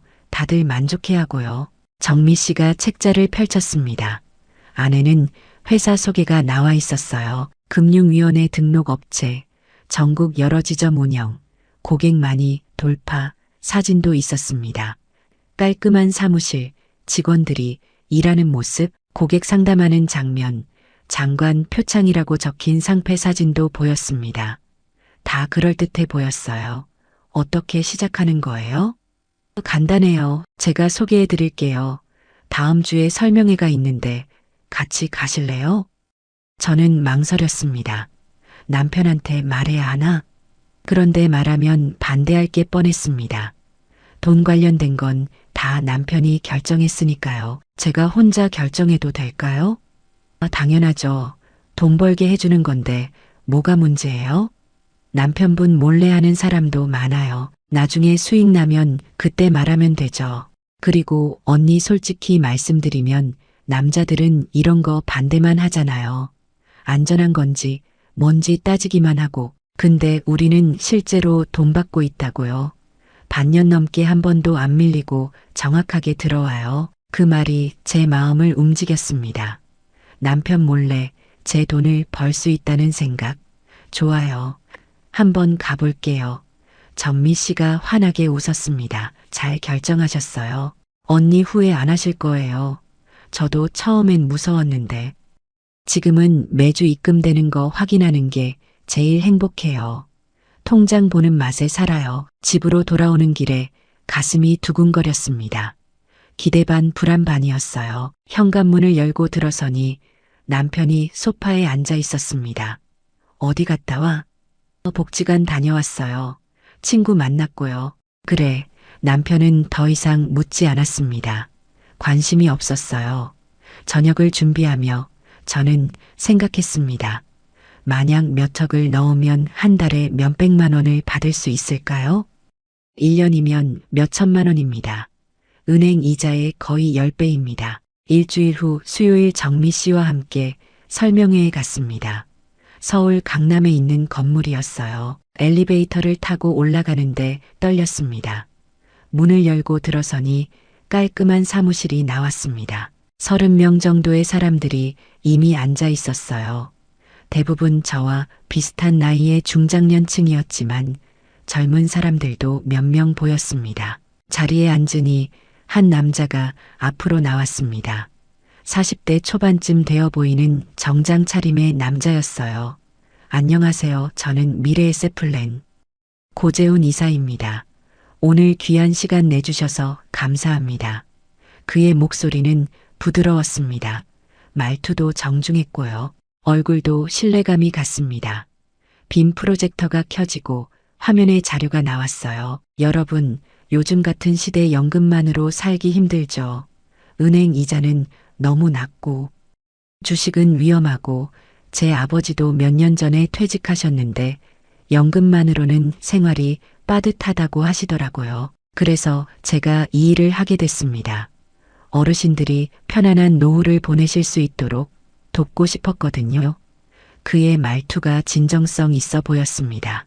그래서 저희가 개발한 상품이 바로 평생연금 플랜입니다.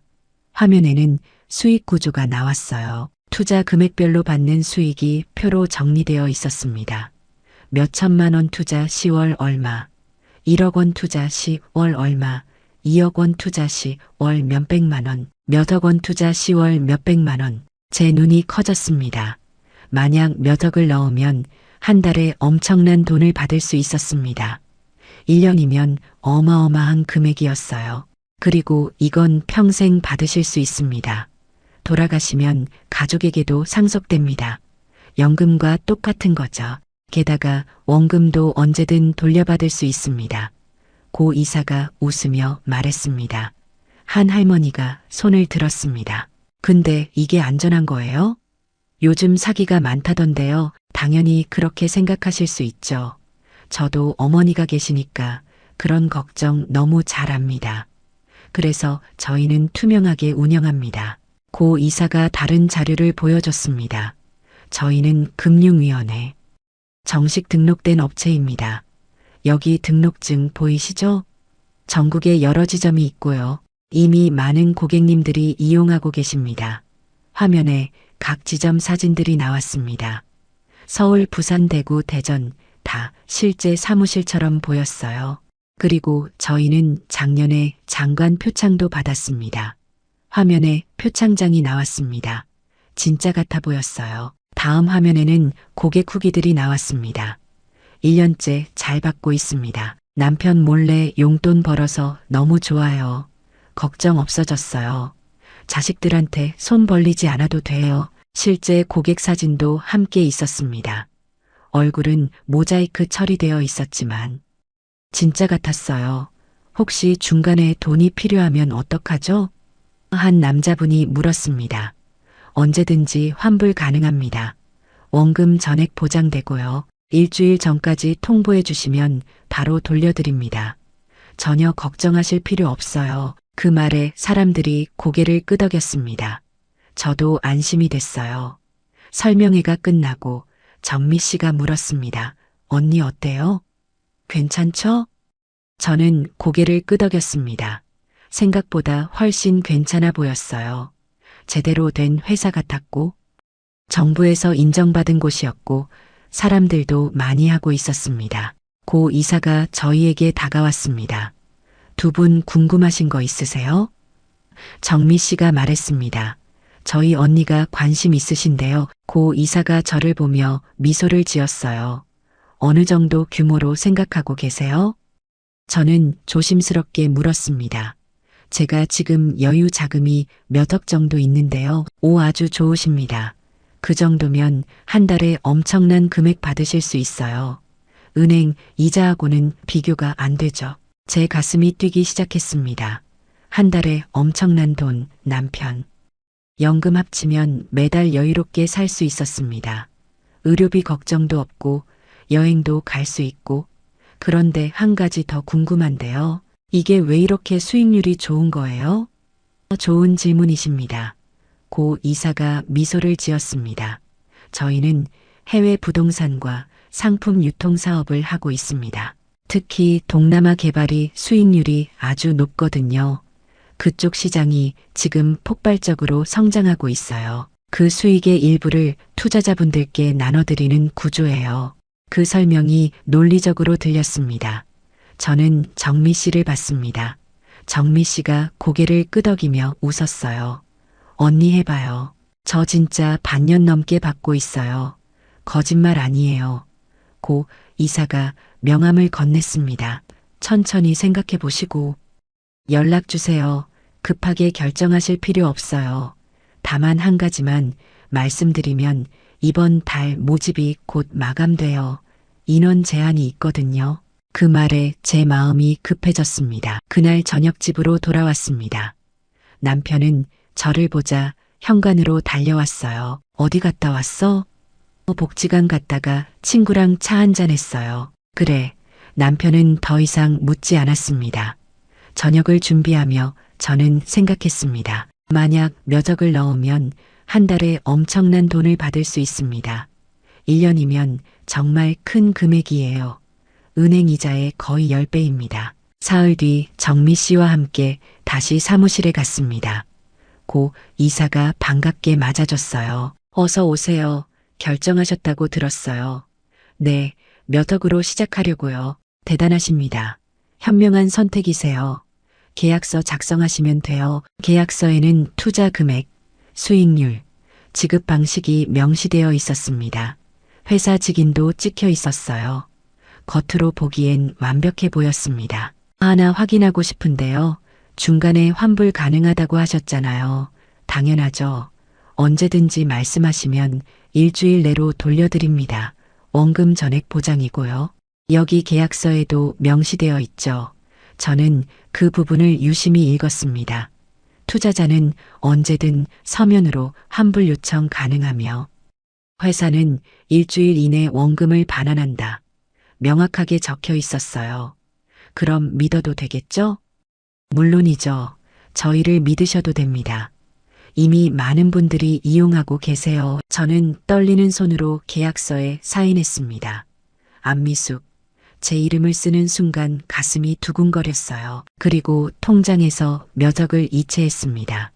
남편 퇴직금, 제 비상금, 딸 전세금, 모아둔 돈, 우리 재산 대부분이 순식간에 빠져나갔습니다. 통장 잔액이 확 줄어드는 걸 보니까 불안했어요. 손이 떨렸습니다. 축하드립니다. 다음 주 수요일부터 매주 입금될 거예요. 고 이사가 악수를 청했습니다. 저는 그의 손을 잡았어요. 따뜻했습니다.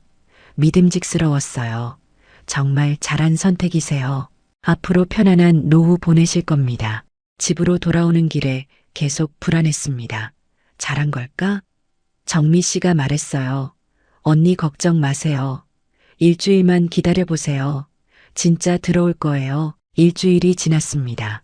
수요일 아침 핸드폰을 확인했어요. 문자가 와 있었습니다. 입금 완료. 정말로 들어왔습니다. 제 눈을 의심했어요. 통장을 확인했습니다. 100만 원이 훨씬 넘는 돈이 찍혀 있었습니다. 심장이 뛰었어요. 진짜였습니다. 정말로 돈이 들어온 겁니다. 정미 씨에게 전화했습니다. 정미야 들어왔어. 정말 들어왔어. 그러게요. 제가 뭐라고 했어요? 이제 믿으시죠? 고마워. 정말 고마워. 내가 아니었으면 이런 좋은 거 몰랐을 거야. 그날 하루 종일 기분이 좋았습니다. 밥을 하면서도 웃음이 나왔어요. 빨래를 널면서도 콧노래가 나왔습니다. 큰 돈이었어요. 제가 벌었습니다. 남편 몰래 제 힘으로 번 돈, 그게 자랑스러웠습니다. 저녁에 남편이 물었습니다. 오늘 기분 좋아 보이네. 무슨 좋은 일 있어? 아니에요. 그냥 날씨가 좋아서요. 남편은 더 이상 묻지 않았어요. 제 마음속 비밀을 남편은 몰랐습니다. 그리고 저는 그게 좋았어요. 제 것이 있다는 게, 제 힘으로 뭔가를 해냈다는 게 좋았습니다. 다음 주에도 돈이 들어왔습니다. 또 100만 원이 훨씬 넘는 돈, 그 다음 주에도 들어왔어요. 한 달이 지나자 엄청난 돈이 모였습니다. 저는 그중 일부로 오랜만에 제 옷을 샀어요. 백화점에 가서 예쁜 코트를 샀습니다. 몇십만 원짜리였어요. 예전 같으면 비싸다고 포기했을 텐데.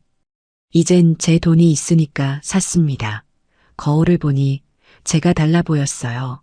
밝아 보였습니다. 젊어 보였어요. 복지관에서 정미 씨를 만났습니다. 언니, 요즘 완전 달라졌어요. 옷도 예쁘고 화장도 하고 뭔가 했어요. 저도 모르게 웃음이 나왔어요. 코트 새로 샀어. 예쁘지? 너무 예쁘다. 역시 돈 벌면 달라지죠. 자신감도 생기고. 그날 정미 씨가 제안했습니다. 언니 혹시 추가 투자 생각 없으세요? 저 이번에 더 넣었거든요. 이제 더 많이 받아요. 추가 투자요? 네, 사실 더 넣을수록 수익률이 올라가요. 특별 고객이 되면 보너스도 주고요. 언니 지금 집 있으시잖아요. 담보대출 받으면 되죠. 저는 망설였습니다. 대출까지 받아야 할까요? 근데 언니 생각해 보세요. 지금 매주 돈 받잖아요. 만약 더 넣으면 매주 훨씬 더 많이 받는 거예요. 한 달이면 엄청난 금액이고요. 대출 이자 내고도 엄청 남아요. 그 말이 제 마음을 흔들었습니다. 한 달에 엄청난 돈, 상상도 못했던 돈이었어요. 그날 밤 저는 통장 잔액을 확인했습니다. 한 달 동안 받은 돈이 그대로 있었어요. 집 시세를 검색했습니다. 우리 집은 10억 원이 훨씬 넘었어요. 담보대출을 받으면 몇 억은 쉽게 받을 수 있었습니다. 하지만 망설여졌어요. 대출까지 받아야 할까요? 그런데 생각해보니 이미 돈을 받고 있었습니다. 한 달 넘게 이미 증명됐어요. 진짜였습니다. 일주일 후 저는 혼자 은행에 가서 대출 상담을 받았습니다. 집을 담보로 몇 억 원을 대출받을 수 있다고 했어요. 금리는 연 몇 %였습니다. 하지만 제가 받는 돈이 한 달에 엄청나니까 충분히 감당할 수 있었어요. 그리고 만약 더 넣으면 한 달에 더 많이 받게 됩니다. 이자 내고도 엄청 남았어요. 저는 대출을 신청했습니다. 일주일 후 대출이 승인됐어요. 몇 억 원이 제 통장에 들어왔습니다. 저는 다시 사무실을 찾았어요. 이번엔 혼자 갔습니다. 고 이사가 반갑게 맞아줬어요. 어서 오세요. 무슨 일로 오셨어요? 추가 투자하려고요. 더 넣을게요. 고 이사의 얼굴이 환해졌습니다. 정말요? 대단하십니다. 이제 특별 고객이시네요. 총액이 엄청나시니까 특별 우대 적용됩니다. 한 달에 정말 많이 받으실 거예요. 저는 또다시 계약서에 사인했습니다. 그리고 몇 억 원을 이체했어요. 이번엔 손이 덜 떨렸습니다. 이미 한 달 넘게 돈을 받았으니까 믿음이 생겼어요. 다음 주부터 엄청 많이 입금될 거예요. 기대하세요.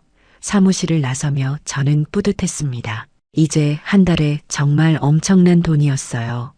제 힘으로 버는 돈, 남편 눈치 안 보고 쓸 수 있는 돈. 그런데 그 다음 주 수요일이었습니다. 입금이 안 됐습니다. 아침부터 핸드폰을 확인했는데 문자가 없었습니다. 통장을 확인했어요. 아무것도 들어오지 않았습니다. 가슴이 철렁했어요. 왜 안 들어온 걸까? 실수인가? 저는 1시간을 더 기다렸습니다. 그래도 입금이 안 됐어요. 정미 씨에게 전화했습니다. 정미야, 너 오늘 입금됐어? 잠깐만요. 확인해 볼게요. 잠시 후 정미 씨가 대답했어요. 저도 안 들어왔네요. 이상하다. 회사에 전화해 봐요. 저는 떨리는 손으로 회사 번호를 눌렀습니다. 신호음이 계속 울렸어요. 하지만 아무도 받지 않았습니다. 다시 걸었습니다. 또 안 받았어요. 3번, 4번, 5번 계속 안 받았습니다. 불안이 커졌어요. 손에 땀이 났습니다. 심장이 빠르게 뛰었어요. 정미 씨에게 다시 전화했습니다. 전화를 안 받아. 이상해. 저도 계속 전화했는데 안 받아요. 일단 사무실에 가봐요. 지금 바로요. 우리는 급하게 서울로 갔습니다. 지하철을 타고 가는 내내 불안했어요. 괜찮겠지? 실수겠지. 시스템 오류거나 그런 거겠지. 스스로를 다독였지만 불안은 가시지 않았습니다. 건물에 도착해 올라갔어요. 엘리베이터 문이 열리고 복도를 걸어가는데 이상한 느낌이 들었습니다. 너무 조용했어요. 평소엔 사무실에서 전화 통화하는 소리가 들렸는데 오늘은 아무 소리도 안 들렸습니다. 사무실 문 앞에 섰습니다. 문을 열려고 하는데 잠겨 있었어요. 유리문 너머로 안을 봤습니다. 텅 비어 있었어요. 책상도 없고 컴퓨터도 없고 아무것도 없었습니다. 벽에 붙어 있던 액자들도 다 사라졌어요. 바닥에는 먼지만 쌓여 있었습니다. 무슨 일이야? 이게 무슨 일이야? 정미 씨가 문을 두드렸습니다. 여기요. 누구 없어요? 하지만 아무도 나오지 않았어요. 옆 사무실 문이 열리고 한 남자가 나왔습니다. 시끄러운데요. 뭐 하세요? 저기요. 혹시 여기 사무실 사람들 어디 갔는지 아세요? 남자가 고개를 저었어요. 며칠 전 밤에 이사 나가더라고요. 트럭 여러 대 와서 다 실어 나갔어요. 어디로 가는지는 모르겠고요. 저는 주저앉았습니다. 다리에 힘이 풀렸어요. 정미 씨가 저를 붙잡았습니다. 언니 일어나요. 여기서 이러면 안 돼요. 하지만 저는 움직일 수가 없었습니다. 7억이 넘는 돈, 제 돈이 사라졌습니다. 아니, 우리 전 재산이 한순간에 날아갔어요. 대출금까지 도대체 어떻게 갚아야 하죠? 집으로 돌아오는 길에 아무 생각도 나지 않았습니다. 머리가 하얗게 변했어요. 지하철을 타고 집까지 어떻게 왔는지 기억도 안 납니다. 사람들이 제 옆을 지나갔지만 보이지 않았어요. 소리도 들리지 않았습니다. 그저 한 가지 생각만 맴돌았습니다. 엄청난 돈이 사라졌다. 우리 전 재산이 날아갔다. 정미 씨가 제 팔을 잡았어요. 언니 저 지금 경찰서 가려고요. 같이 가요. 신고해야죠. 이거 완전 사기잖아요. 저도 엄청난 돈 날렸어요. 우리 같이 신고해요. 저는 머뭇거렸습니다.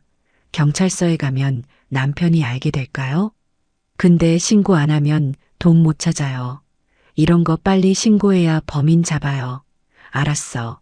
나도 갈게. 그날 오후 우리는 경찰서에 갔습니다. 경제범죄 수사대였어요. 대기실에는 벌써 수십 명이 앉아 있었습니다. 다들 저와 비슷한 나이의 중장년층이었어요. 표정도 비슷했습니다. 지치고 절망스러운 얼굴들.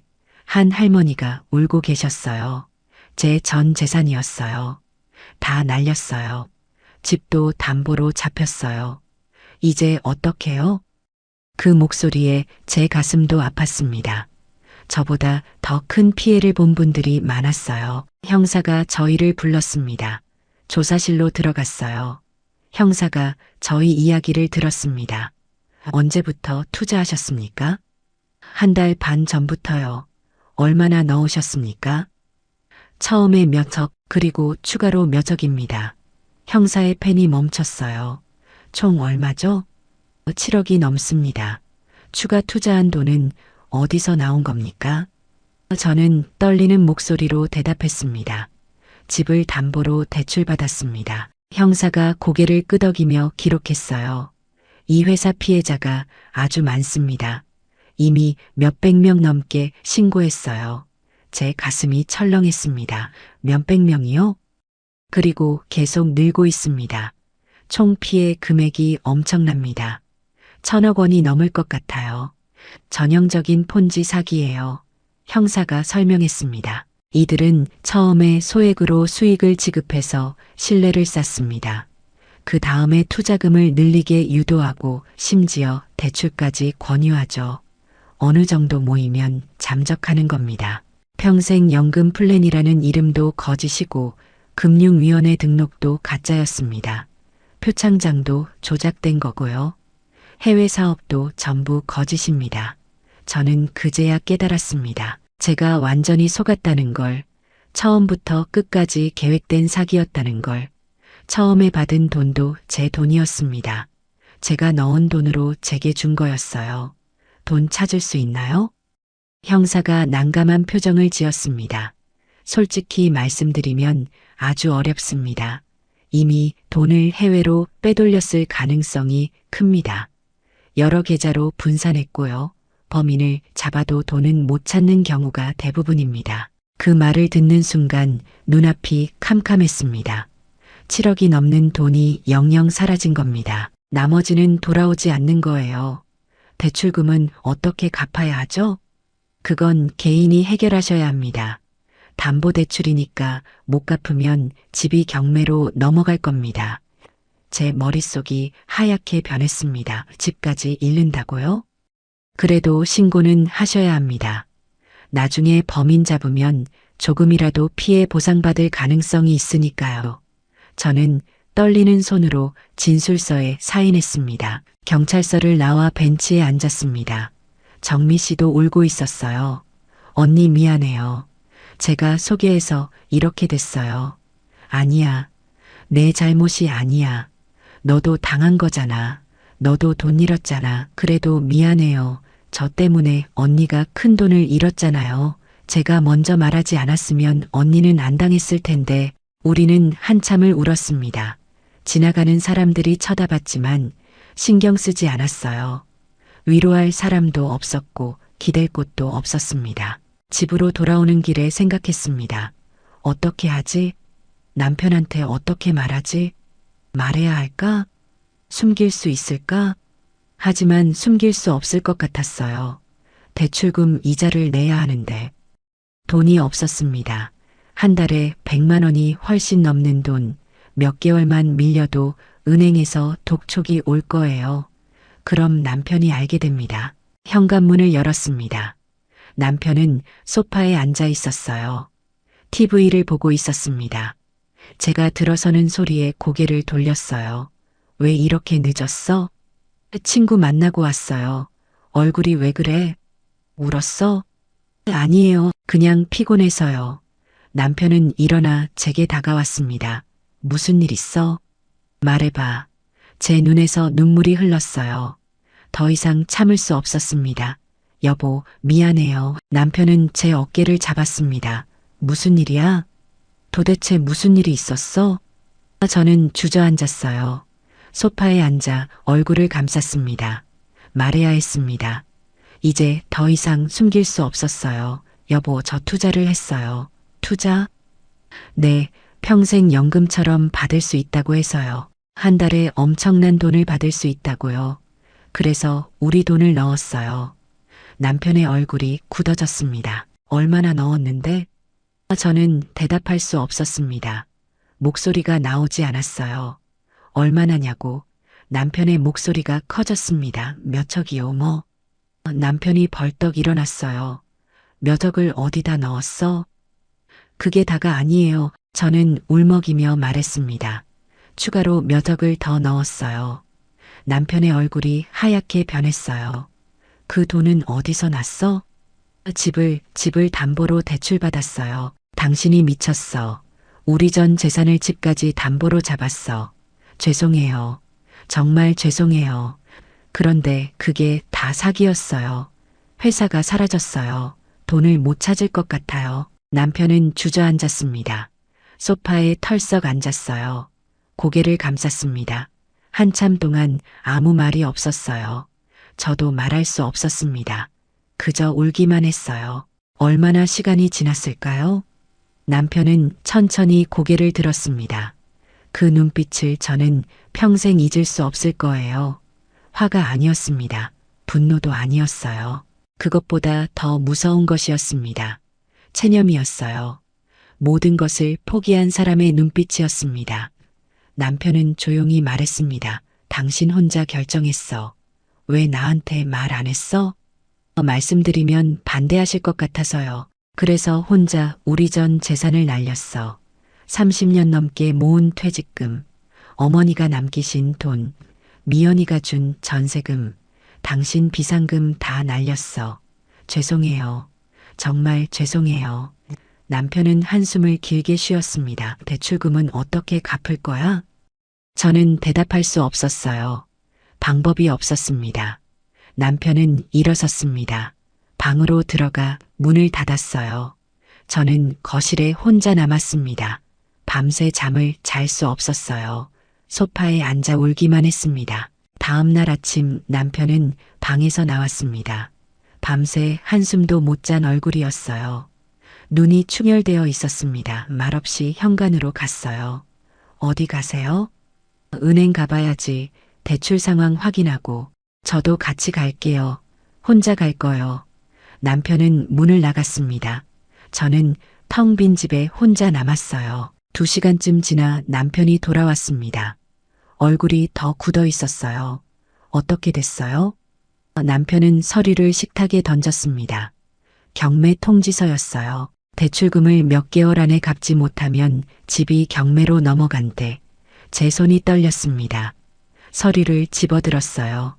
채무불이행 경고, 기한 내 변제 요구, 불응시 담보물 경매 처분 명확하게 적혀 있었습니다. 몇 개월 안에 몇 억을 갚아야 했어요. 어떻게 갚아요? 방법이 없어. 우리한테 돈이 없잖아. 그럼 집을 잃는 거예요?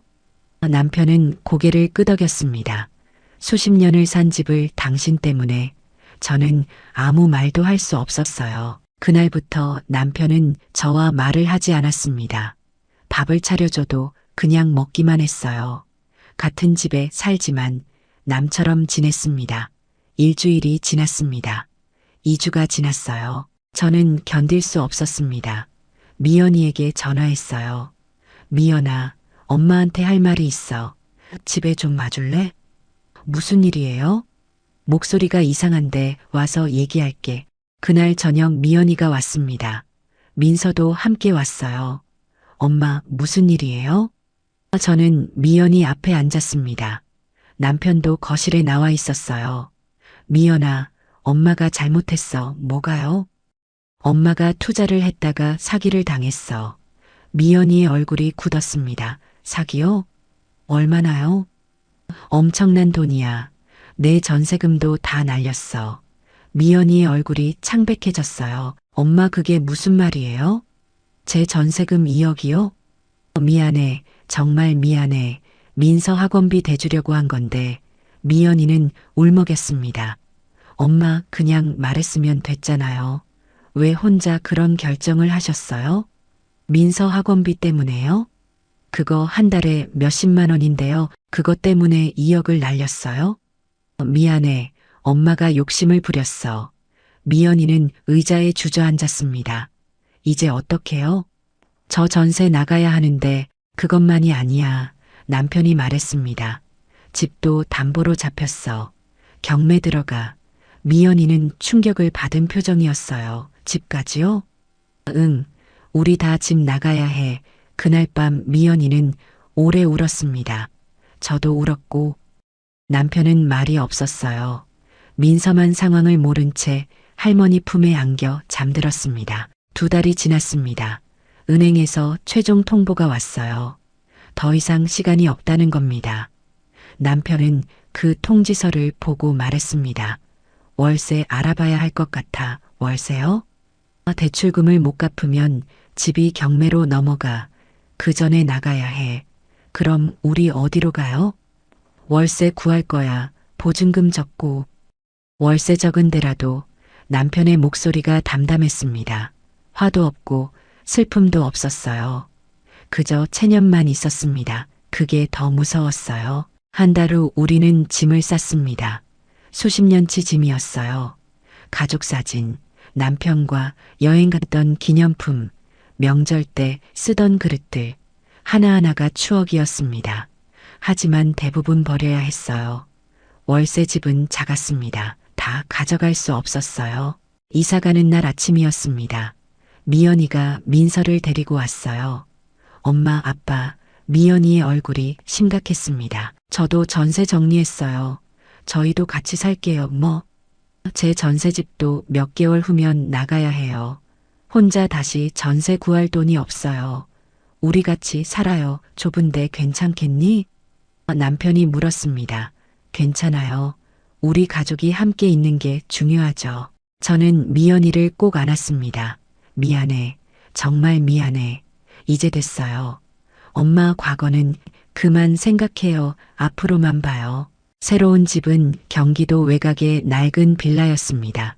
방 2개, 화장실 하나, 보증금 1,000만 원에 월세 몇십만 원, 수십 년 살던 집의 반도 안 되는 크기였어요. 하지만 이곳이 이제 우리 집이었습니다. 그날 밤, 우리는 좁은 방에서 함께 잤어요. 남편, 저, 미연이, 민서, 네 식구가 함께였습니다. 민서가 할머니 품에 안겨 잠들었어요. 다음 날 아침 저는 일자리를 찾아보기 시작했습니다. 구인 광고를 봤어요. 식당, 보조, 청소, 돌봄 서비스, 나이 제한이 없는 일자리를 찾았습니다. 마침 근처 요양원에서 주방 보조를 구한다는 광고가 있었어요. 저는 전화를 걸었습니다. 면접을 보러 갔어요. 원장님이 물었습니다. 연세가 어떻게 되세요?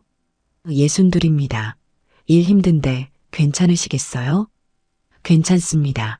열심히 하겠습니다. 원장님이 고개를 끄덕였어요. 다음 주부터 나오세요. 시급은 10,000원 정도, 하루 몇 시간씩이에요. 감사합니다. 정말 감사합니다. 집으로 돌아와 남편에게 말했습니다. 여보, 저 일자리 구했어요. 요양원 주방 보조예요. 남편이 놀란 표정을 지었어요. 당신이 일을? 네, 한 달에 100만 원 정도 벌 수 있어요. 우리 월세랑 생활비 보탤 수 있어요. 남편은 한참을 말이 없다가 고개를 끄덕였습니다. 며칠 후 남편도 일을 구했습니다. 아파트 경비 일이었어요. 한 달에 100만 원이 훨씬 넘게 받는다고 했습니다. 미연이는 계속 회사를 다녔어요. 한 달에 100만 원대 후반을 벌었습니다. 우리 세 사람이 버는 돈을 합치면 몇백만 원이었어요. 연금까지 합치면 한 달에 생활할 수 있었습니다. 일을 시작했습니다. 아침 일찍 출근해서 오후까지 일했어요.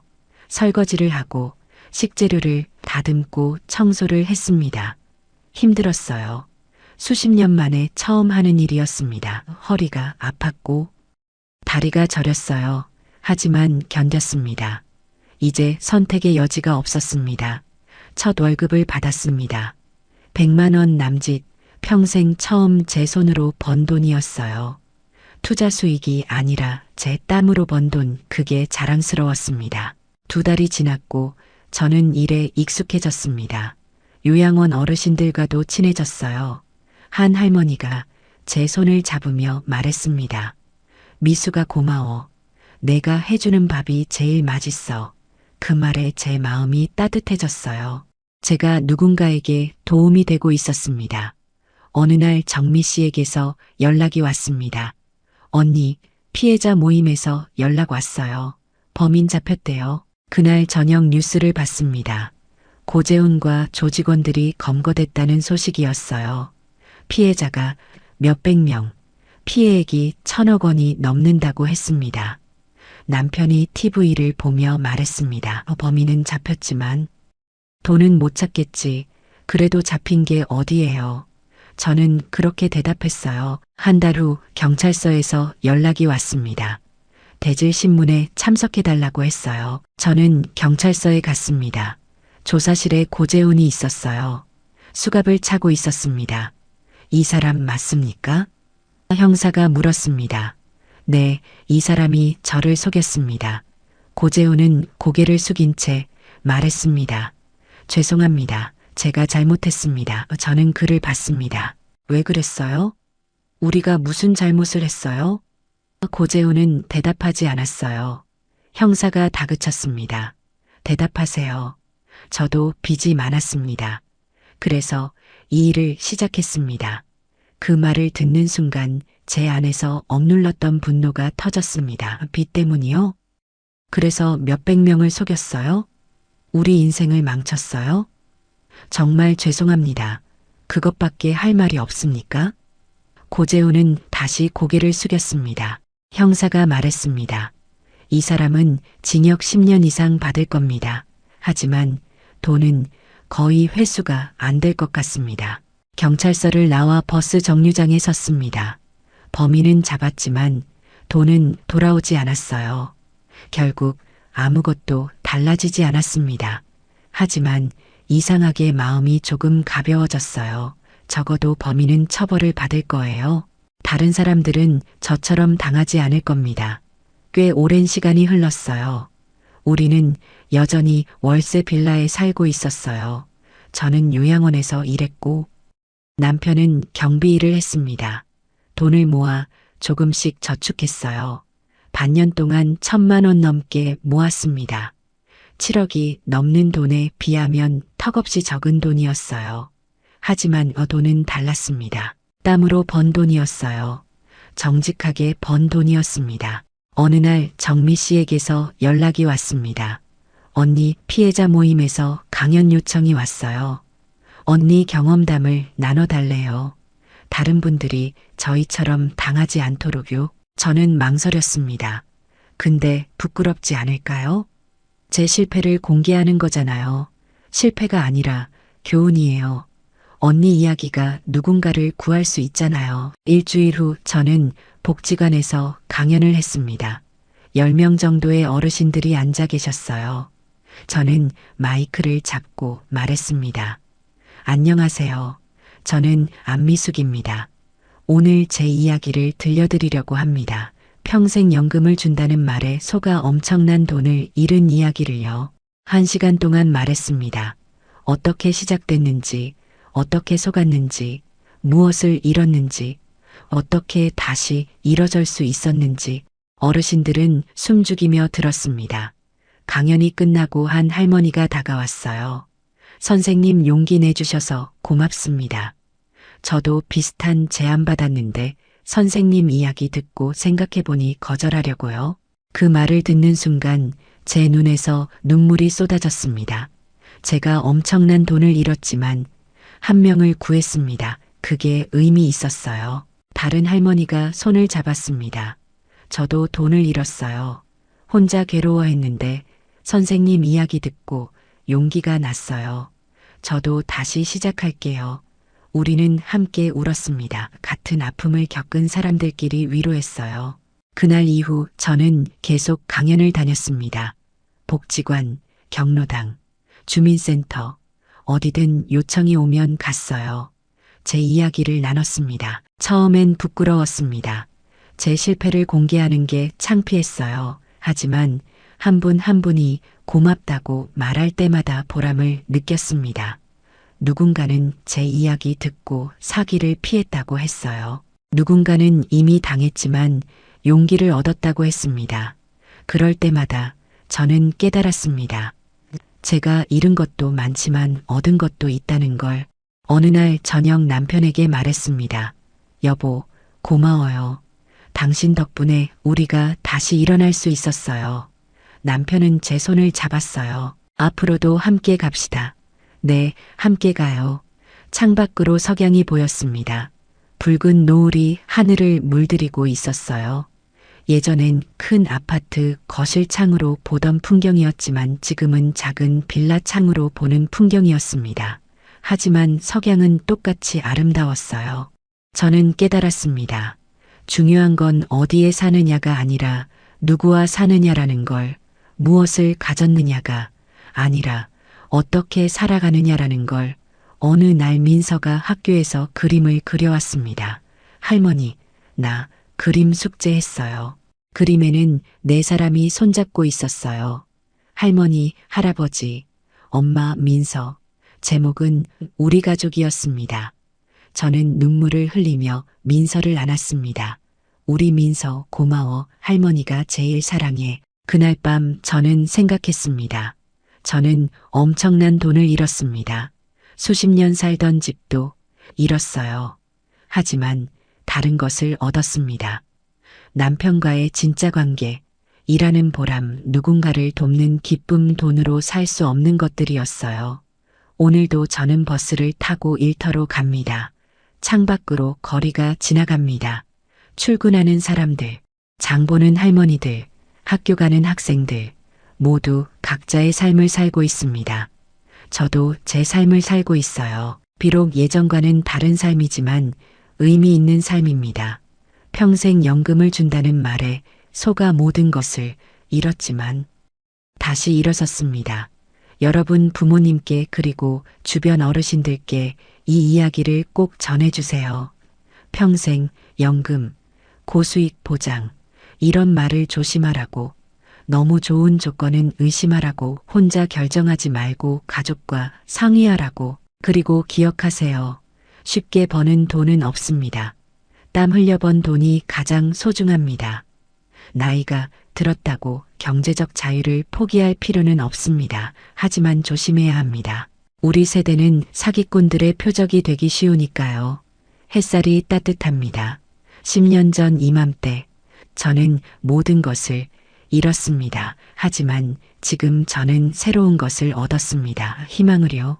이 이야기가 누군가에게는 경고가 되고 누군가에게는 위로가 되기를 바랍니다.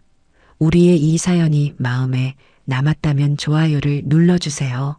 그리고 소중한 사람들과 함께 이 이야기를 나눠주시길 바랍니다. 여러분의 한마디가 누군가에겐 큰 위로가 될 수 있습니다. 영상이 마음에 드셨다면 구독과 좋아요, 응원 부탁드립니다. 감사합니다.